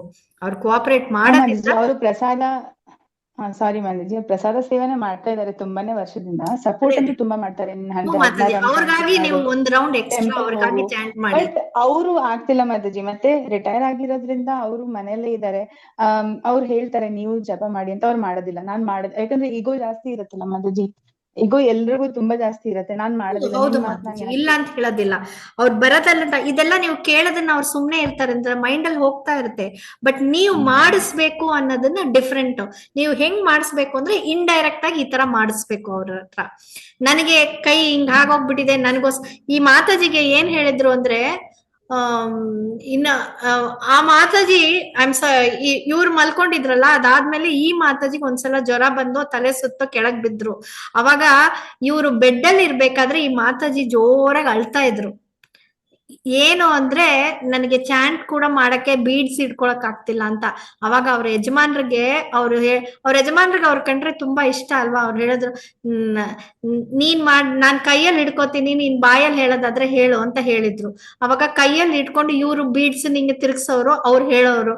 ಆಮೇಲೆ ಅವ್ರ ಜೋರಾಗಿ ಹೇಳೋ ನೋಡ್ಬಿಟ್ಟು ಇವ್ರು ಒಂದೆರಡು ಸಲ ಇವ್ರು ಹೇಳ್ತಾ ಇದ್ರು, ಅವ್ರ ಮೈಂಡ್ಗೆ ಹೋಗ್ತಾ ಇತ್ತು. ಹಂಗೆ ಇವ್ರು ಜಪ ಮಾಡಕ್ ಸ್ಟಾರ್ಟ್ ಮಾಡಿದ್ರು. ಸೊ ಇಂಡೈರೆಕ್ಟ್ ಆಗಿ ನಾವು ಯಾವ ಕೆಲ್ಸದಲ್ಲಿ ಅವ್ರನ್ನ ಇನ್ವಾಲ್ವ್ ಮಾಡ್ಬೋದು. ನೀವು ಆರತಿ ಮಾಡ್ತಿದ್ದೀರಾ, ಅವರು ಆಲ್ಟರ್ನ ಒಂದ್ ಸ್ವಲ್ಪ ಹೂ ಇಟ್ಬಿಡಿ, ಇದು ಇಟ್ಬಿಡಿ ಅಂದ್ಬಿಟ್ಟು ಡಿಫ್ರೆಂಟ್ ಕೆಲಸ ಕೊಟ್ಟು ಆ ತರ ನೀವು ಇನ್ವಾಲ್ವ್ ಮಾಡ್ಕೊಳ್ಳಿ. ಯಾಕಂದ್ರೆ ನಾವು ಸೇವೆ ಭಗವಂತನ ಡಿಫ್ರೆಂಟ್ ಸೇವೆಗೆ ನಾವು ಅವ್ರನ್ನ ಒಳಪಡಿಸಿದಾಗ ಆಟೋಮೆಟಿಕ್ ಆಗಿ ಚಾಂಟಿಂಗು ಬಂದ್ಬಿಡುತ್ತೆ. ನೀವು ಅವ್ರಿಗೋಸ್ಕರ ಒಂದ್ ರೌಂಡ್ ಚಾಂಟ್ ಮಾಡಿ, ಖಂಡಿತ ಅವ್ರ ಟ್ರಾನ್ಸ್ಫಾರ್ಮೇಶನ್ ಆಗತ್ತೆ. ಇನ್ನು ಮೇ ಬಿ ಮ್ಯಾಕ್ಸಿಮಮ್ 1 year ಅಲ್ಲೇ ನೀವು ಹೇಳ್ತೀರಾ ನೋಡಿ ಎಷ್ಟು ಚೇಂಜಸ್ ಬಂದಿದೆ ನಮ್ಮ ಯಜಮಾನ್ರಲ್ಲಿ ಅಂತ. ಬಟ್ ಭಗವಂತನ ಹತ್ರ ಬೇಡ್ಕೊಂಡು try to chant 1 round for him. ಖಂಡಿತ ನಡೆಯುತ್ತೆ ಮಾತಾಜಿ ಇದು. ಎಸ್ ಮಾತಾಜಿ, ನಾ ಮಾತಾಜಿಗೆ ಹೇಳ್ತೀನಿ Mataji. Thank you so much. Thank you Mataji. Hare Krishna. Hare Krishna. Hare Krishna. Thank you Mataji. Hare Krishna. Yes, ನಮ್ಮ ಕ್ಲಾಸಲ್ಲಿ ಕೂಡ ನಾವು ನೋಡ್ತೀವಿ, ತುಂಬ ಜನ ಹೇಳ್ತಾರೆ ಪ್ರಾರಂಭದಲ್ಲಿ ಬಹಳ ತೊಂದರೆ ಕೊಡ್ತಾರೆ ನಮ್ಮ ಮನೆಯವರು ಕ್ಲಾಸ್ ಅಟೆಂಡ್ ಮಾಡೋಕ್ಕೆ ಅಂತ. ಆಮೇಲೆ ಸ್ವಲ್ಪ ದಿವಸ ಆದಮೇಲೆ ಅವರೇ ಕೇಳ್ತಾರೆ, ಯಾಕೆ ಕ್ಲಾಸ್ ಅಟೆಂಡ್ ಮಾಡ್ತಾ ಇಲ್ಲ ಈಗ ನೀನು ಅಂತ. ಸೊ ಇದು ಪರಿವರ್ತನೆ ಆಗುತ್ತೆ ಕೃಷ್ಣನ ಕೃಪೆಯಿಂದ. ಇಲ್ಲಿ ನಮ್ಮ ಇದಿಲ್ಲ, ಕೃಷ್ಣ ನಮ್ಮ ಸಿನ್ಸಿಯಾರಿಟಿ ನೋಡಿಕೊಂಡು ಖಂಡಿತವಾಗ್ಲೂ ಅವರ ಪರಿವರ್ತನೆ ಕೂಡ ಆಗುತ್ತೆ. ಮನೆಯಲ್ಲಿ ಒಬ್ಬರು ಭಕ್ತರಾದರೆ ಸ್ಲೋಲಿ ಕ್ರಮೇಣ ಮನೆಯಲ್ಲಿರುವಂಥ ಎಲ್ಲರಿಗೂ ಅದರಿಂದ ಬೆನಿಫಿಟ್ ಸಿಗುತ್ತೆ. ಇದು ತುಂಬ ಜನ ಭಕ್ತಾದಿಗಳ ಒಂದು ಅನುಭವ ಕೂಡ. ಆದರೆ ಸಮಯ ತಗೊಳ್ಳುತ್ತೆ. ತಾಳ್ಮೆಯಿಂದ ನಾವು ಮುಂದುವರಿಯುವಂಥದ್ದು ಬಹಳ ಮುಖ್ಯ. ಸೊ ನಾವು ಕೊಡುವಂಥ ಪ್ರೀತಿ ಮುಖ್ಯ ಬಹಳ ಅಲ್ಲಿ ಅಲ್ವಾ. ಸೊ ಇವರಲ್ಲಿ ಪರಿವರ್ತನೆ ಆಗಿದೆ. ಯಾಕೆ ಈ ಪರಿವರ್ತನೆ ಆಗಿದೆ? ಯಾಕೆ ಇವರು ಇಷ್ಟು ಒಳ್ಳೆಯವರಾಗಿದ್ದಾರೆ? ಮೊದಲು ಇಷ್ಟು ಒಳ್ಳೆಯವರಾಗಿ ಇರಲಿಲ್ಲ ಇವರು, ಈಗ ಇಷ್ಟು ಒಳ್ಳೆಯವರಾಗೋದಕ್ಕೆ ಏನು ಕಾರಣ? ಕೃಷ್ಣ ಪ್ರಜ್ಞೆಯಿಂದ ಒಬ್ರು ಒಳ್ಳೆಯವರಾಗ್ತಾ ಇದ್ದಾರೆ ಅಂತ ಅವರಿಗೆ ರಿಯಲೈಸ್ ಆದಾಗ, ಹಾಗಿದ್ರೆ ಇದು ಜನರಿಗೆ ಒಳ್ಳೆ ಬುದ್ಧಿಯನ್ನ ಕಲಿಸ್ತಾ ಇದೆ ಅನ್ನೋದು ಅವ್ರಿಗೆ ಗೊತ್ತಾಗುತ್ತೆ. ಆವಾಗ ಯಾರು ಅಪೋಸ್ ಮಾಡಲ್ಲ. ಇದು ತುಂಬಾ ಜನರಲ್ಲಿ ಕಂಡಿರುವಂತಹ ಒಂದು ಬದಲಾವಣೆ. ಅಂದ್ರೆ ತುಂಬಾ ಜನರು ನನಗೆ ಇದನ್ನ ಶೇರ್ ಮಾಡ್ಕೊಂಡಿರುವಂಥದ್ದು. ಅವರಲ್ಲಿರುವಂಥ ಒಳ್ಳೆ ಗುಣವನ್ನ ಬೇರೆಯವರು ಗುರುತಿಸ್ತಾರೆ ಅಲ್ವಾ. ಭಕ್ತಿ ಮಾರ್ಗಕ್ಕೆ ಬಂದಾಗ ರಿಯಾಕ್ಟ್ ಆಗೋದು ನಿಂತೋಗುತ್ತೆ. ತಾಳ್ಮೆಯಿಂದ ನಾವು ಯೋಚನೆ ಮಾಡ್ತೇವೆ, ಕೋಪ ಮಾಡೋದು ಕಡಿಮೆ ಆಗುತ್ತೆ, ಸಹಿಸುವಂತ ಶಕ್ತಿ ಬರುತ್ತೆ. ಇದೆಲ್ಲ ಒಳ್ಳೆ ಗುಣಗಳನ್ನ ಬೇರೆಯವರು ಗ್ರಹಿಸ್ತಾರೆ. ಸೊ ನನ್ನಲ್ಲಿ ಎಷ್ಟೋ ಜನ, ಅಂದ್ರೆ ಹೇಗೇಗೋ ಇದ್ದೆ ನಾನು, ತುಂಬಾ ಜನ ನನ್ನಲ್ಲಿ ಗ್ರಹಿಸಿದ್ದಾರೆ. ನಾನು ಪ್ರಾರಂಭದಲ್ಲಿ ಕೃಷ್ಣ ಪ್ರಜ್ಞೆಗೆ ಬಂದಾಗ ಎಷ್ಟು ಬದಲಾವಣೆ ಆಗಿದೆ ನಿನ್ನಲ್ಲಿ ಅಂತ. ಹೌದಾ, ನನಗೆ ಗೊತ್ತಿಲ್ಲ ನನ್ನಲ್ಲಿ ಬದಲಾವಣೆ ಆಗಿದ್ದು. ಇದು ಎಲ್ಲರಲ್ಲಿ ಆಗುತ್ತೆ, ಕೃಷ್ಣನ ಕೃಪೆಯಿಂದ ಆ ಬದಲಾವಣೆ ಆಗುತ್ತೆ. ಸೊ ಅದನ್ನು ನೋಡಿ ಆದರೂ ಜನರು ಬದಲಾಗ್ತಾರೆ ಮುಂದಕ್ಕೆ ಅಂತ. ಹರೇ ಕೃಷ್ಣ ಮಾತಾಜಿ. ಗೊತ್ತಿಲ್ಲ ಸರಿಯಾದ ಉತ್ತರ ಹೌದಾ ಅಲ್ವಾ ಅಂತ, ಬಟ್ ಖಂಡಿತ ಇದು ಸಹಾಯ ಮಾಡುತ್ತೆ. ಭಗವಂತನ ಕೃಪೆ ಅಷ್ಟೇ, ಎಲ್ಲದಕ್ಕೂ ನಾವು ಭಗವಂತನ ಕೃಪೆಯ ಮೇಲೇನೆ ಅವಲಂಬಿತರಾಗಿದ್ದೇವೆ ಅನ್ನುವಂಥದ್ದು ನಿಜ. Thank you so much ma'am. Thank you Mataji. Hare Krishna. Excellent answer Mataji. ಭಗವಂತನಲ್ಲಿ ಶರಣಾಗತಿ ಬೇರೆ ಯಾವುದೇ ನಮಗೆ ಗತಿ ಇಲ್ಲ. ಸೊ ಫೈನಲಿ ನಮ್ಮ ಭಗವಂತನ ಪಾದಗಳೇ ನಮ್ಗೆ ಡೆಸ್ಟಿನೇಷನ್, ಅದೇ ನಮ್ಗೆ ಬೇಕಾಗಿರೋದು ಅನ್ನೋದನ್ನ ಎಲ್ಲ ಮನದಟ್ಟು ಮಾಡ್ಕೊಟ್ರೆ ಕೊನೆ ಈ ಒಂದು ಪ್ರಶ್ನೆಗಳಿಗೆ. ಸೊ ಭಗವಂತ ನಿಮ್ಗೆ ಇನ್ನೂ ತುಂಬಾ ಆಯುರ ಆರೋಗ್ಯ ಶಕ್ತಿ ಎಲ್ಲಾನು ಕೊಟ್ಟು ಇನ್ನೂ ತುಂಬಾ ತುಂಬಾ ಪ್ರವಚನ ತಲುಪಲಿ ಅಂತ ಹಾರೈಸ್ತಾ, ಸೊ ಇಂದಿನ ಕಾರ್ಯಕ್ರಮಕ್ಕೆ ಅನ್ಮ್ಯೂಟ್ ಮಾಡಿ.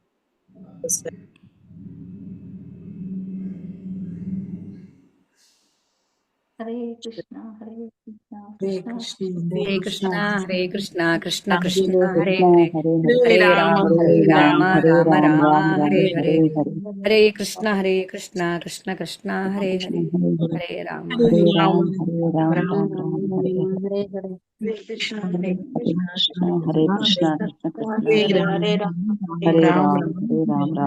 ಹರೇ ಹರೇ.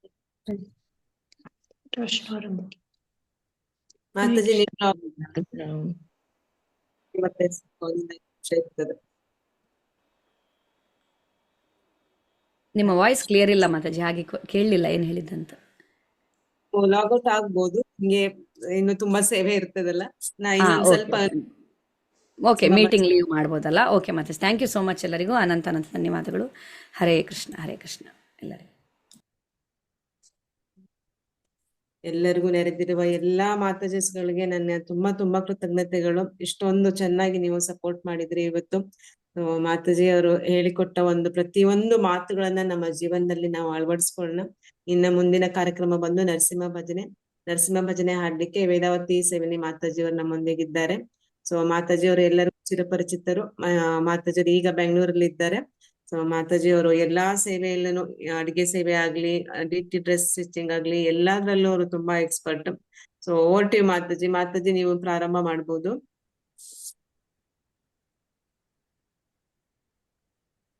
ವೇದಾವತಿ ಮಾತಾಜಿ.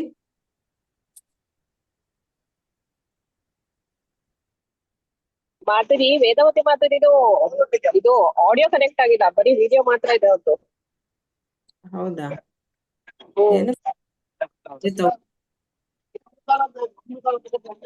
ಆಡಿಯೋ ಕನೆಕ್ಟ್ ಆಗಿಲ್ಲ. ಓಕೆ. ಮೀನಾಕ್ಷಿ ಸೇವಿನಿ ಮಾತಾಜಿ ಇದ್ದೀರಲ್ಲ? ಹರೇ ಕೃಷ್ಣ ಮಾತಾಜಿ, ದಂಡೋತ್ ಪ್ರಣಾಮ್. ಮಾತಾಜಿ ನೀವ್ ಹೇಳಿ. ನರಸಿಂಹ ಭಜನೆ ಹೇಳ ಮಾತಾಜಿ? ಓಕೆ ಮಾತಾಜಿ, ಹರೇ ಕೃಷ್ಣ. ಶ್ರೀ ಶ್ರೀ ನರಸಿಂಹ ಭಗವಾನ್ ಕಿ ಜೈ. ನಮಸ್ತೆ ನರಸಿಂಹಾಯ, ನಮಸ್ತೆ ನರಸಿಂಹಾಯ, ಪ್ರಹ್ಲಾದಲಾದದಾಯಿನೇ, ಹಿರಣ್ಯಕಶಿಪೂರ್ವಕ್ಷಃ, ಶೀಲಟಂಕಾನಖಾಲಾಯೇ, ಇತೋ ನರಸಿಂಹ ಪರತೋ ನರಸಿಂಹ, ಇತೋ ನರಸಿಂಹ ಪರತೋ ನರಸಿಂಹ, ಯತೋ ಯತೋ ಯಾಮಿ ತತೋ ನರಸಿಂಹ, ಬಹಿರ್ ನರಸಿಂಹ ಹೃದಯೇ ನರಸಿಂಹ, ಬಹಿರ್ ನರಸಿಂಹ ಹೃದಯೇ ನರಸಿಂಹ, ನರಸಿಂಹಮದಿಂ ಶರಣಂ ಪ್ರಪದೇ, ತವ ಕರಕಮಲವರೇನಾಖಾಂ ಅದ್ಭುತ ಶೃಂಗಾ, ದಲಿತಾ ಹಿರಣ್ಯಕಶಿಪು ತನುಭೃಂಗಾ, ಕೇಶವಧೃತ ನರಹರಿರೂಪ, ಜೈ ಜಗದೀಶ ಹರೇ, ಜೈ ಜಗದೀಶ ಹರೇ, ಜೈ ಜಗದೀಶ ಹರೇ, ಜಯ ಕೇಶವಧೃತ ನರಹರಿರೂಪ, ಜೈ ಜಗದೀಶ ಹರೇ, ಜೈ ಜಗದೀಶ ಹರೇ, ಜೈ ಜಗದೀಶ ಹರೇ, ಜಯ ನರಸಿಂಹದೇವ್, ಜಯ ನರಸಿಂಹದೇವ್, ನರಸಿಂಹದೇವ್ ಜಯ ನರಸಿಂಹದೇವ್, ಜಯೋ ಲಕ್ಷ್ಮೀ ನರಸಿಂಹ, ಜಯೋ ಅನಂತ ದೇವ್, ಲಕ್ಷ್ಮೀ ನರಸಿಂಹ ಜಯೋ ಅನಂತ ದೇವ್, ಜಯ ನರಹರಿ, ಜಯ ನರಹರಿ, ನರಹರಿ ಜಯ ನರಹರಿ, ಜಯ ಭಕ್ತ ಪ್ರಹ್ಲಾದ್, ಜಯ ಭಕ್ತ ಪ್ರಹ್ಲಾದ್, ಭಕ್ತ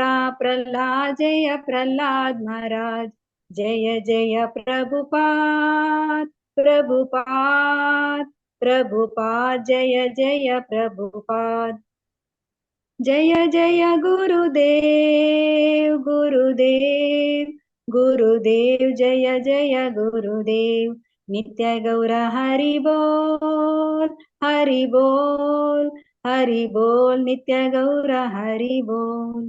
ಉಗ್ರಂ ವೀರಂ ಮಹಾವಿಷ್ಣುಂ ಜ್ವಲಂತಂ ಸರ್ವತೋಮುಖಂ, ನರಸಿಂಹಂ ಭೀಷಣಂ ಭದ್ರಂ ಮೃತ್ಯೋರ್ನಮಾಮ್ಯಹಂ.